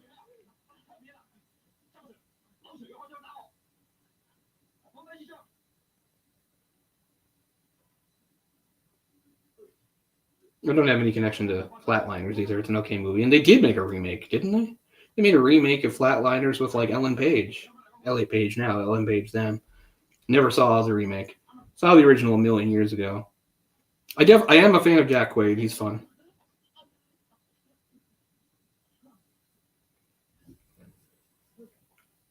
I have a thing tomorrow that it's not that early, but I still can't miss. But maybe the next one I'll do is a comedy. I don't know. They're easy to do, of course. They don't take a lot of prep. I'm so discerning about comedies. Like, I don't like most comedies. So most of my favorite comedies aren't straight comedies. They're like comedy dramas, something like a Wes Anderson film. But, there are some straight comedies I like. My favorite ever is Animal House. But yeah, maybe the next one I do will be some sort of comedy. I mean, obviously a lot of the Kung Fu movies I own are comedies as well, but we'll leave that for now. I'd rather have somebody with me when I do martial arts movies, because for those I like to blather on. And it's better to have somebody to bounce them off of than just me talking the whole time. It's better to have balance. All right, so they have him for carrying the gun, which is illegal, but he legally got the gun, being a cop. It's part of an operation. He's like, now we can charge him with arms possession. Because Lau is just like, I can't blow this guy's cover, but I can't have him locked up either. It's no good to me.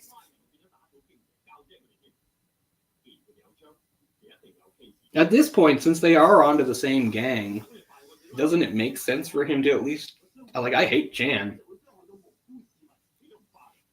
All right, so now they do know, it's the same idea. They do know that a lot of robberies being planned. He knows that they know that they now have guns. So they're debating whether or not it's a good idea to let the... Yeah, he says, I suggest Ko Chow take part in the robbery. We'll take it down from the inside. Okay, so he knows that he found out there. He had a blab that he is the undercover. I was going to say, it wouldn't even make any sense at this point to still be trying to maintain his cover.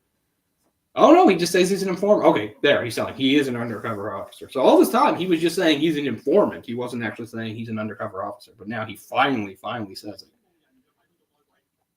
Again, Chan doesn't mind that. He's like, good, then risk his life even more. I mean, that sounds like Netflix, right? Like, I have no idea how their brains work when it comes to, like, the stuff they release. Netflix has done so many terrible things in the last few years. They're really dumbing down movies and TV in general, it seems.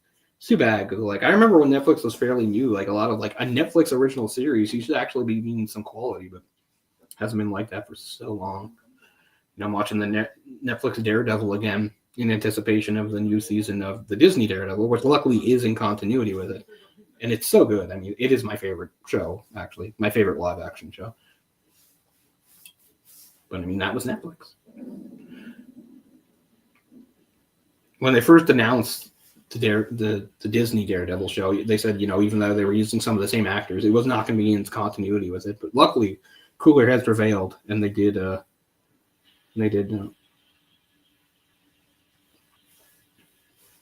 Yeah, but don't. The scar on his forehead was just an accident. He had like this really bad fall, like that he can't even really remember because he had a concussion from it.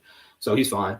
From as far as that goes, I mean, it was serious, but he's fine. But no, I don't know. Whatever he's been busy with or keeping him from doing stuff or talking to me, I have no idea. So I'm not going to speculate. But as far as the scar went, he had like an accident a while ago from a really bad fall. But I don't think this is anything related.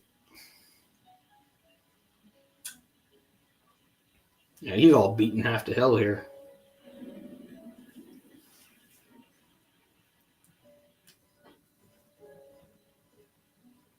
So there's about a half hour left to go, and that's when things really start to ramp up here.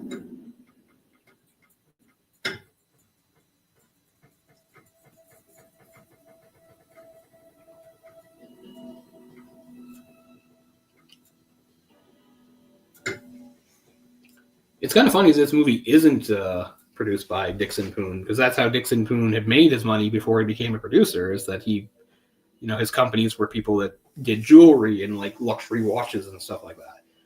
And this movie's all about that, but he's not a producer. But because when you see a lot of some of these Hong Kong movies, they end with mentioning of him. Dixon Poon, of course, is who Michelle Yeoh married in the late 80s, which is why she briefly stopped her acting career. It was only after that marriage fell apart and they got divorced, and Jackie Chan personally asked her to be in Police Story 3 Super Cop that she came back, because it was a pretty normal thing for Chinese and Hong Kong actresses to, like, once they got married, to like retire and just like settle down to being like a housewife or mother or whatever like that. That's what a lot of them did. But luckily for us, Michelle Yeoh got back into it and has continued ever since. And now she's a fucking global icon, not just, Chinese. But yeah, so I've never seen Dixon Poon, but I can always be jealous of Dixon Poon too, because he was briefly married to her. Well, not that briefly. I mean, it was about 3 years. I don't know what a short marriage or a long marriage is anymore. Who the hell knows? Yeah, so this all takes place around Christmas. 60 years of Christmas cheer. That's in English.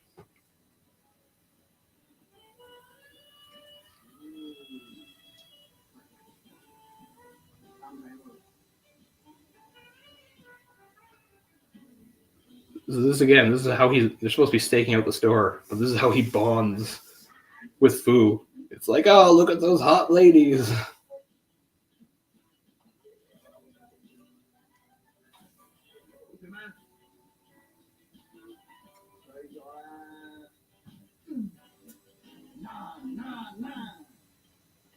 I'm not sure you're gonna do that.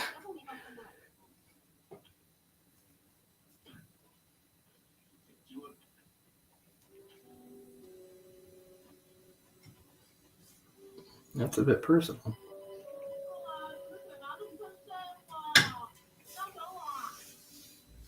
He's like, get off me, whore. I'm thinking of my girlfriend who flew away to Canada with some lame guy.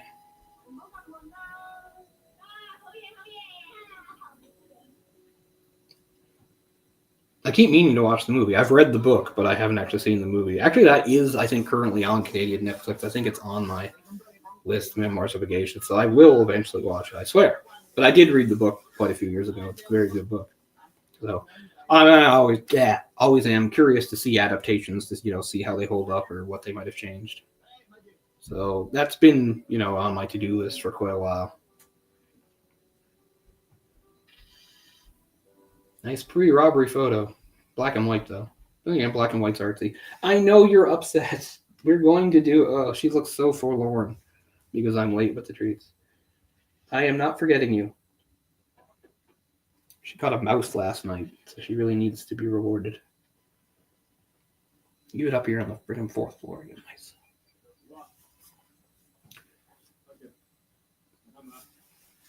Now this place, I don't really like this place. It's too narrow and claustrophobic. I can't get a good sense of space in this place, this like hideout they have. One of the only things I like about Reservoir Dogs compared to this is I like the Reservoir Dogs is they're just sort of a big open space in the warehouse.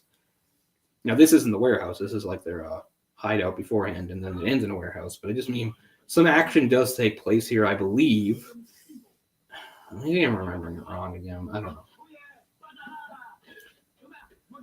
But yeah, they're all enthused about doing this robbery. So we finally see the boss behind it all. We haven't seen him. Like, Fu is not the actual boss. Here's the real boss.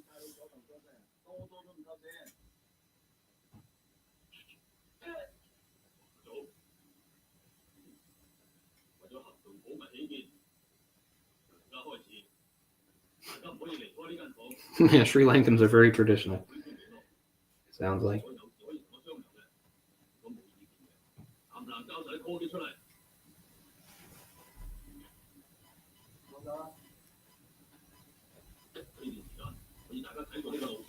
Well, thank you. That does mean a lot considering my channel is just small and not professionally done and slapdash and not very not very well done. I do have the time to do a better channel, and I always get mad at myself. Like, I think I could do video essays if I actually had the discipline. Because I watch a lot of video essays on YouTube, and I like them and admire them very much. And I know I could do them, but I'm not good at like editing and getting footage and putting it all together and stuff like that. I mean, some of those channels you can't compare yourself to because that's not just one person, right? Like, sometimes they have like a whole team of people put together. It looks professional because it is, but there are people out there that are like able to do, semi-professional things. And yeah, like I'm always doing live stuff, but I know I could do like a prepared video. I don't know. So yeah, I mean, I've been on YouTube on and off since 2009, and it's always just been this tiny channel that bounces around and doesn't do very much comic videos or unboxing videos and stuff like that. But it's funny because I'm a writer, so I'm better at organizing my thoughts by writing them down. So I feel like every time I watch myself on video, I'm just rambling and I forget things and I interrupt myself. But if I had a script that I wrote and could follow the script, I know that I could, come across clear and organized, because I used to do that. I wrote articles, I wrote essays for college. I could put words together, I could organize my thoughts, I could bring things together again in sort of an essay format, and it would be at least somewhat entertaining and informative. I'm not saying better than anybody else, but pretty good, I think.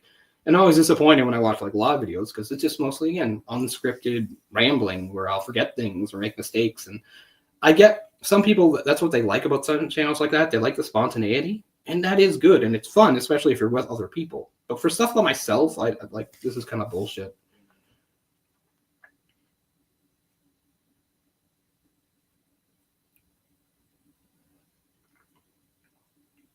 Yeah, I don't watch any of my old comic videos anymore because not only was they shot with it was a good camera, but again, I think in some ways I was ignorant about a lot of things back then, and I don't know.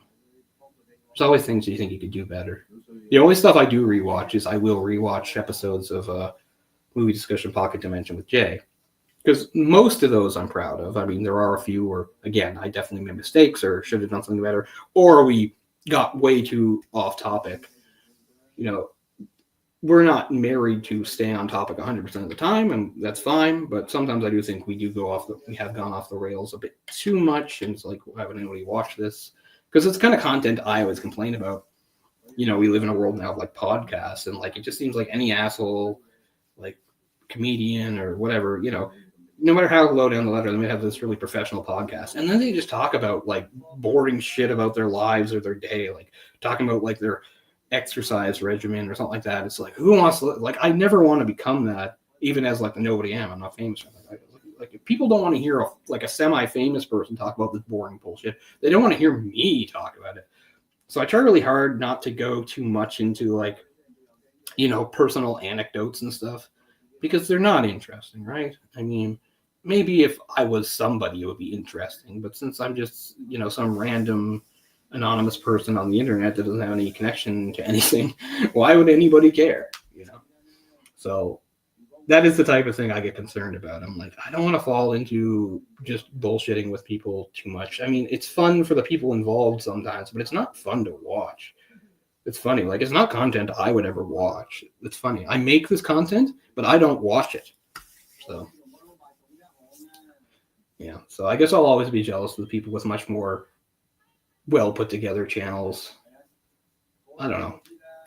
It's not too late. I could still do something. Like, I don't care. I don't need 1 million followers or anything like that. I just know personally I could do a better job of what I'm doing. I know I could.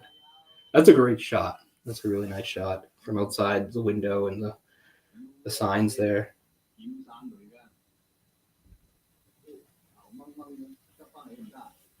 He's really proud of this letter from the U.S. It says in English, Mr. Coe. Mr. Coe is me. Don't you know any English? There, he spoke some English.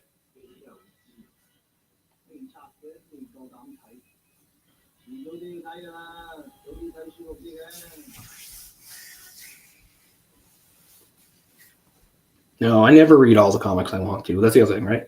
You only have so much time. You only have so much money, so much space. So, like, I feel lame sometimes because I devote so much of my comic reading to, sort of predictable superhero stuff. Like, I like lots of other stuff, too. It's just you have to prioritize. It's not like I don't think it's worth reading or worth checking out. It's just there's only so much you can do. And then I've been gone. I've been out of town for 3 months. And I haven't picked up my comics from the comic store. Yeah, it's going to be terrible. Like, I have an account there, so I can't even imagine how much has piled up in that time. I've been dreading going. I got to go. Maybe I'll go tomorrow.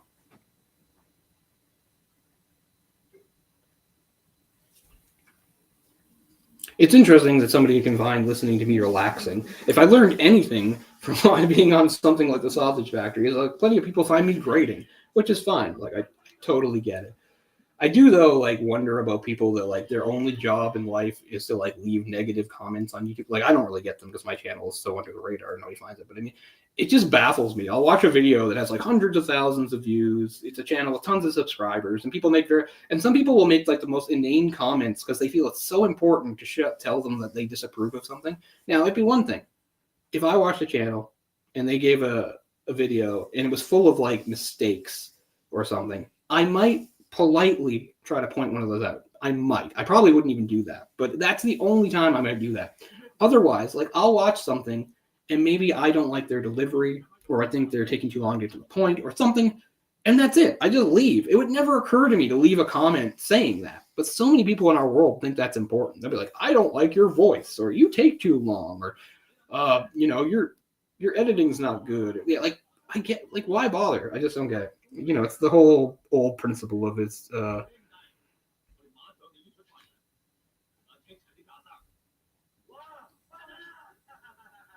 my sister does not actually live on the prairies, although her husband's family's there, and they had to go there because of a death in their family, which happened in the middle of our thing.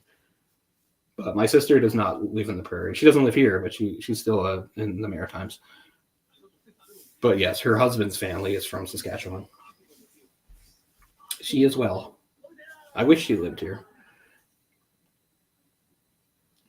A million years ago, we did live together for maybe about 2 years. But she left in 2006 and never came back. I think it worked out for her. She got married.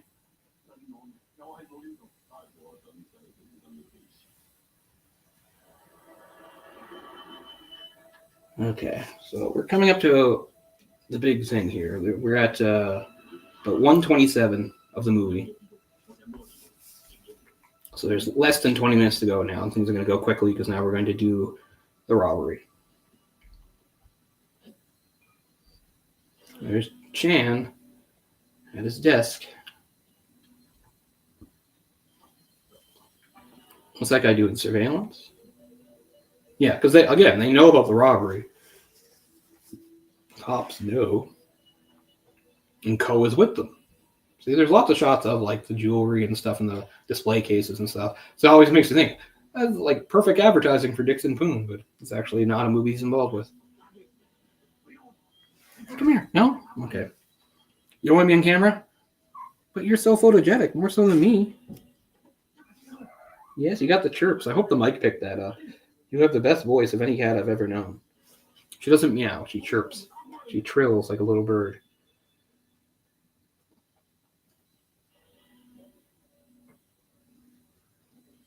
I mean, they're literally an armed guard outside the jewelry store, so it seems like a difficult target to have. Like, that's not a normal thing. There's a guard standing there with like a shotgun or something. It's pretty ambitious robbery, but that's the point. Oh, I'm sure that's true. And you can't please everybody. But at the same time, I don't want to come across as elitist either. So I don't say half the things I think because you know, it won't come across right.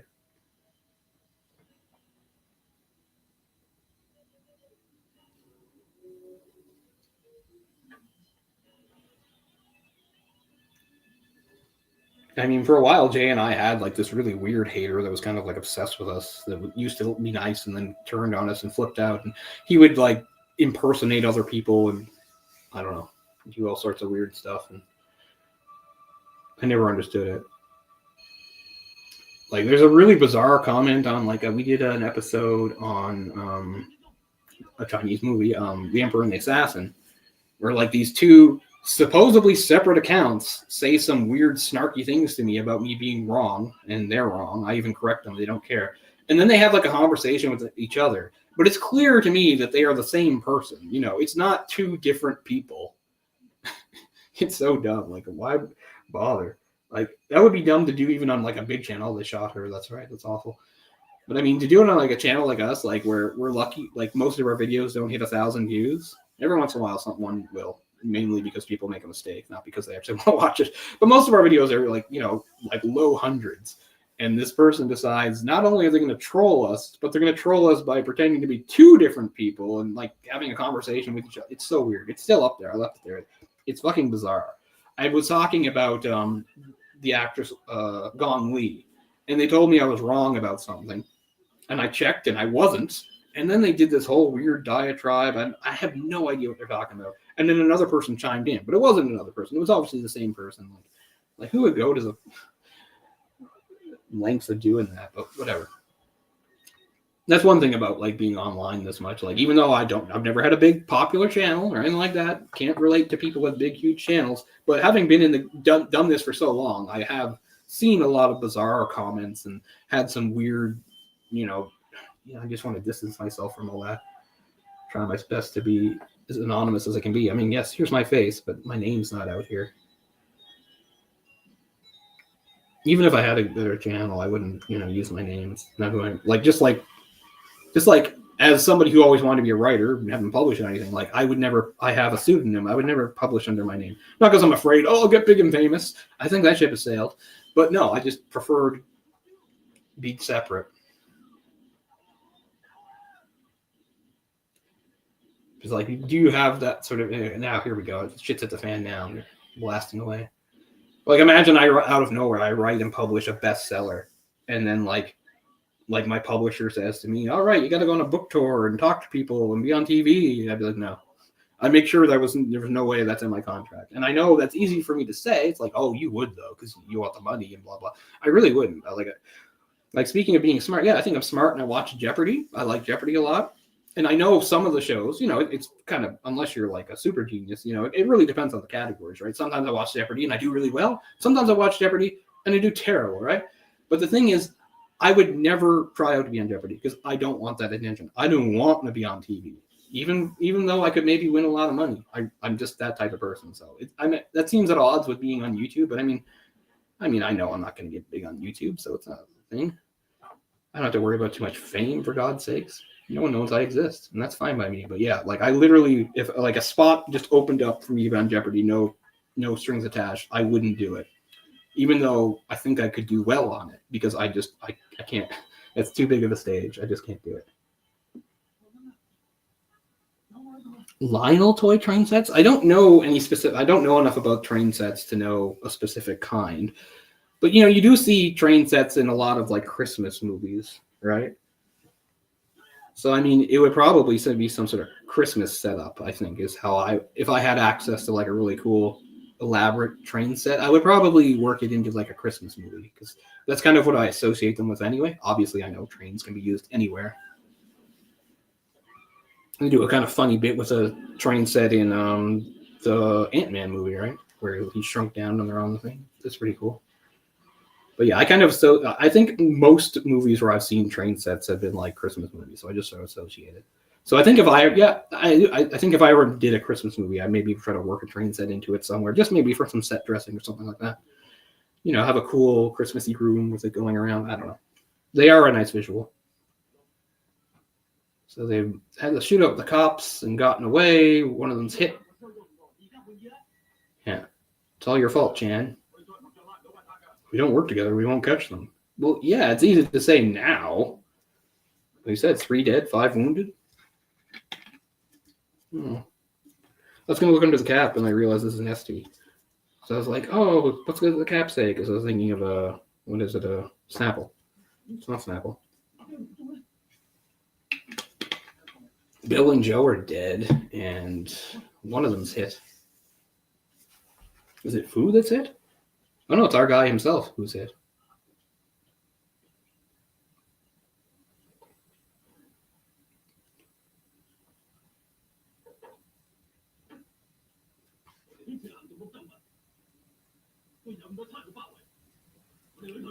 Yeah, he's like, there must be a traitor among us, which is funny because we're so late in the movie, and he's rightly points out that he's a traitor. Whereas, like in Reservoir Dogs, this happens much.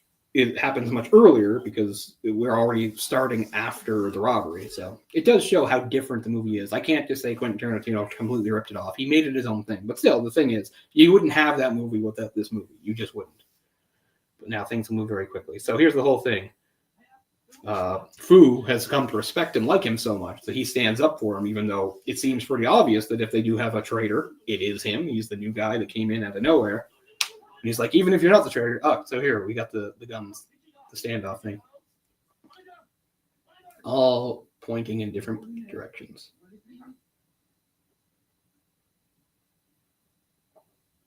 The boss at Chow, Fu at the boss, and one of the other guys at Fu.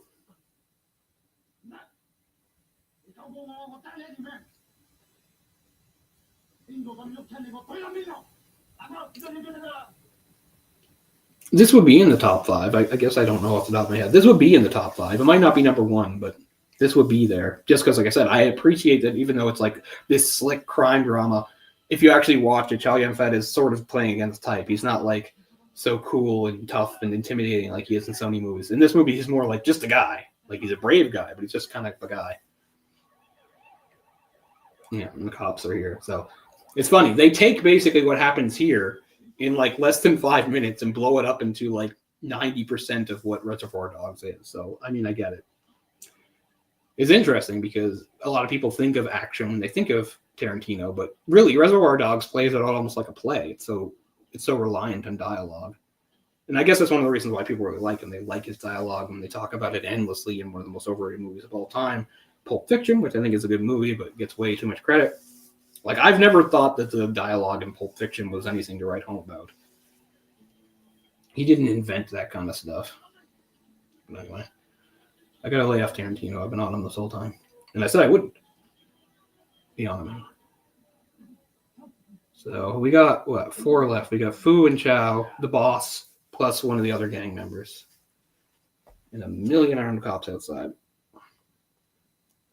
I mean, Chow Yun-fat's kind of signature for words to me is the killer, probably, because that is where he is the epitome of cool. He's really dangerous and intimidating and all that stuff. So, I mean, I know that's really on the nose and obvious, but it probably is. What's funny is, like, years later, speaking of like doing American movies, and I always think of it, even though it's not Maximum Risk, which I talked about that Ringo Lam did, but I literally, I think, did do this is, I think, the second Chow Yun-fat movie I've done a live commentary on, because I'm pretty sure I did The Replacement Killers, which is kind of like The Killer, just super watered down and not very good. But I still really have a soft spot for that movie. He plays almost the exact same sort of character in almost the exact same sort of situation, and it's not nearly as good, but I still really like it. I just have a soft spot for it. I saw it back in the 90s when it was new. So, no, that's probably not top 5 or anything, but I just really like that movie. More than I should. It's a movie that's fairly mediocre, but is elevated by Chow Yun-fat to me and some of the stuff. I gotta see who directed that. because I never remember. Sometimes I think it's Ringo Lam, but it's not.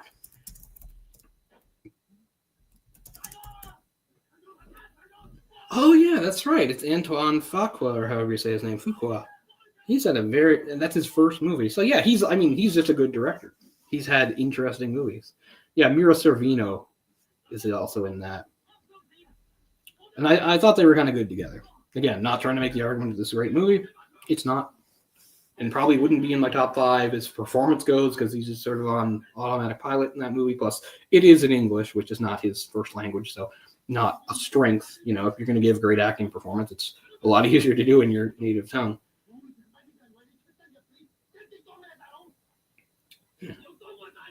You never treat me like a boss. Boom, boom. They blows the boss away. That's awesome. And they hear the shooting, so they shoot.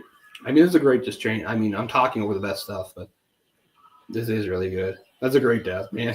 He must get hit by like 100 bullets. Very soon, Cammy, because I have to go to the bathroom, so I'm going to have to wrap. As soon as this is over, I got to go. I can't even do a wrap up. Not that a wrap up's necessary. Cops are moving in. He and Chow and Fu are literally the only 2 left alive. Fu took some shots from the boss. I don't know if he's alive or not. You think I'd remember. This is pivotal. This is the most important stuff. Now, shouldn't Lao be on the scene? Okay, there's Fu and Chow, yeah. So, no, Fu didn't even get hit, I don't think. But we know that Chow got hit during the robbery.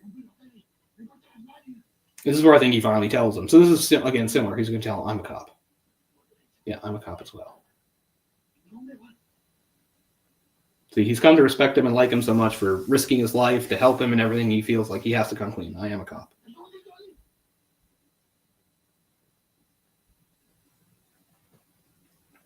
So again, they pretty much take this exact moment for Reservoir Dogs. Kill me if you like. Be very quick.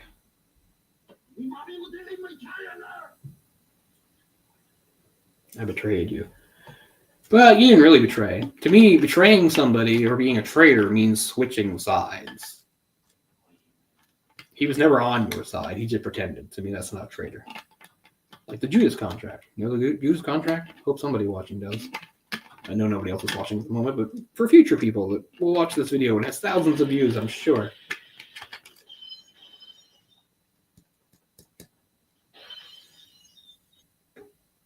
I mean, can't you yell out you surrender? Isn't that still an option? Throw your guns down, we surrender.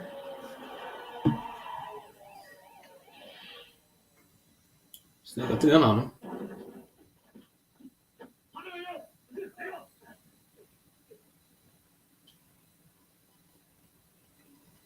I think, Chow just dies anyway from the original shot. Yeah, so it would have made 0 difference if Fu shot him. Of course, it makes all the difference because it shows that Fu, even finding out he was a cop, was not willing to shoot him. So I get it. Before Chow's dead. It really is tragic because I don't know, he's a likable character. So Fu actually is taken alive. The poor Chow didn't make it. Reservoir Dogs even more bleak, where everybody just blows each other away, and then the cops finish them off. But Fu survives.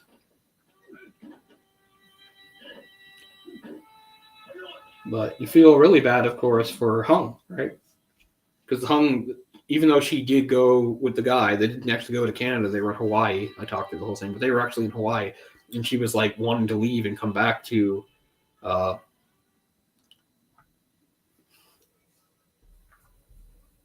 Chow because she really loved him. But he's gone now. Oh, he goes insane on Chan here. Forgot about that. He literally hits him in the head with a brick. That's attempted murder. You smashed him in the head with a brick. This isn't Home Alone 2. You can't take that without nearly killing someone, if not outright killing them. But I guess they respect Lao so much they just let it go. I mean, he literally just smashed a fellow cop in the head with a brick. They're like, I'll let him get it out of the system. Cammy, where'd you go? You gave up on me, huh? You're getting your treats. Just a few more minutes. We've come this far. Final shot. Chow with the other guys.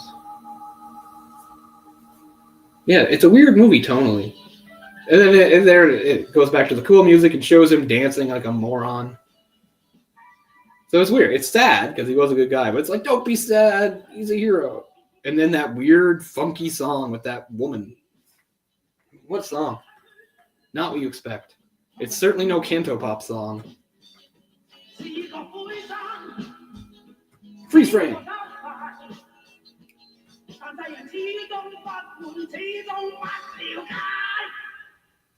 I like how Sai Hey means I'm wasting my time. No English credits, so I don't know. Maybe Dixon Queen's in there, but I don't think so. Oh, a salon.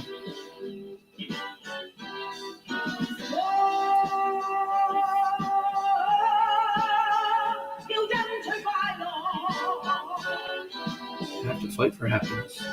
That's true. Bring us that sax. I tell you, I play sax. I used to before my house got destroyed.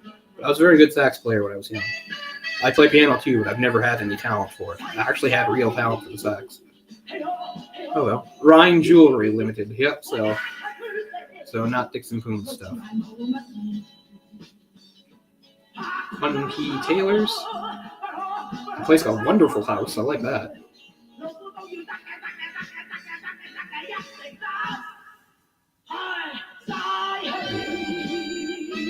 It stays on that freeze frame, by the way. It's not a black screen with the credits. Yeah, so tragic end for Chow. One maybe you don't see coming because he is sort of a goofball that you don't really think he's going to have a tragic ending. I like how we have the end up here, but they have to finish the song first. Saxophone, take us home.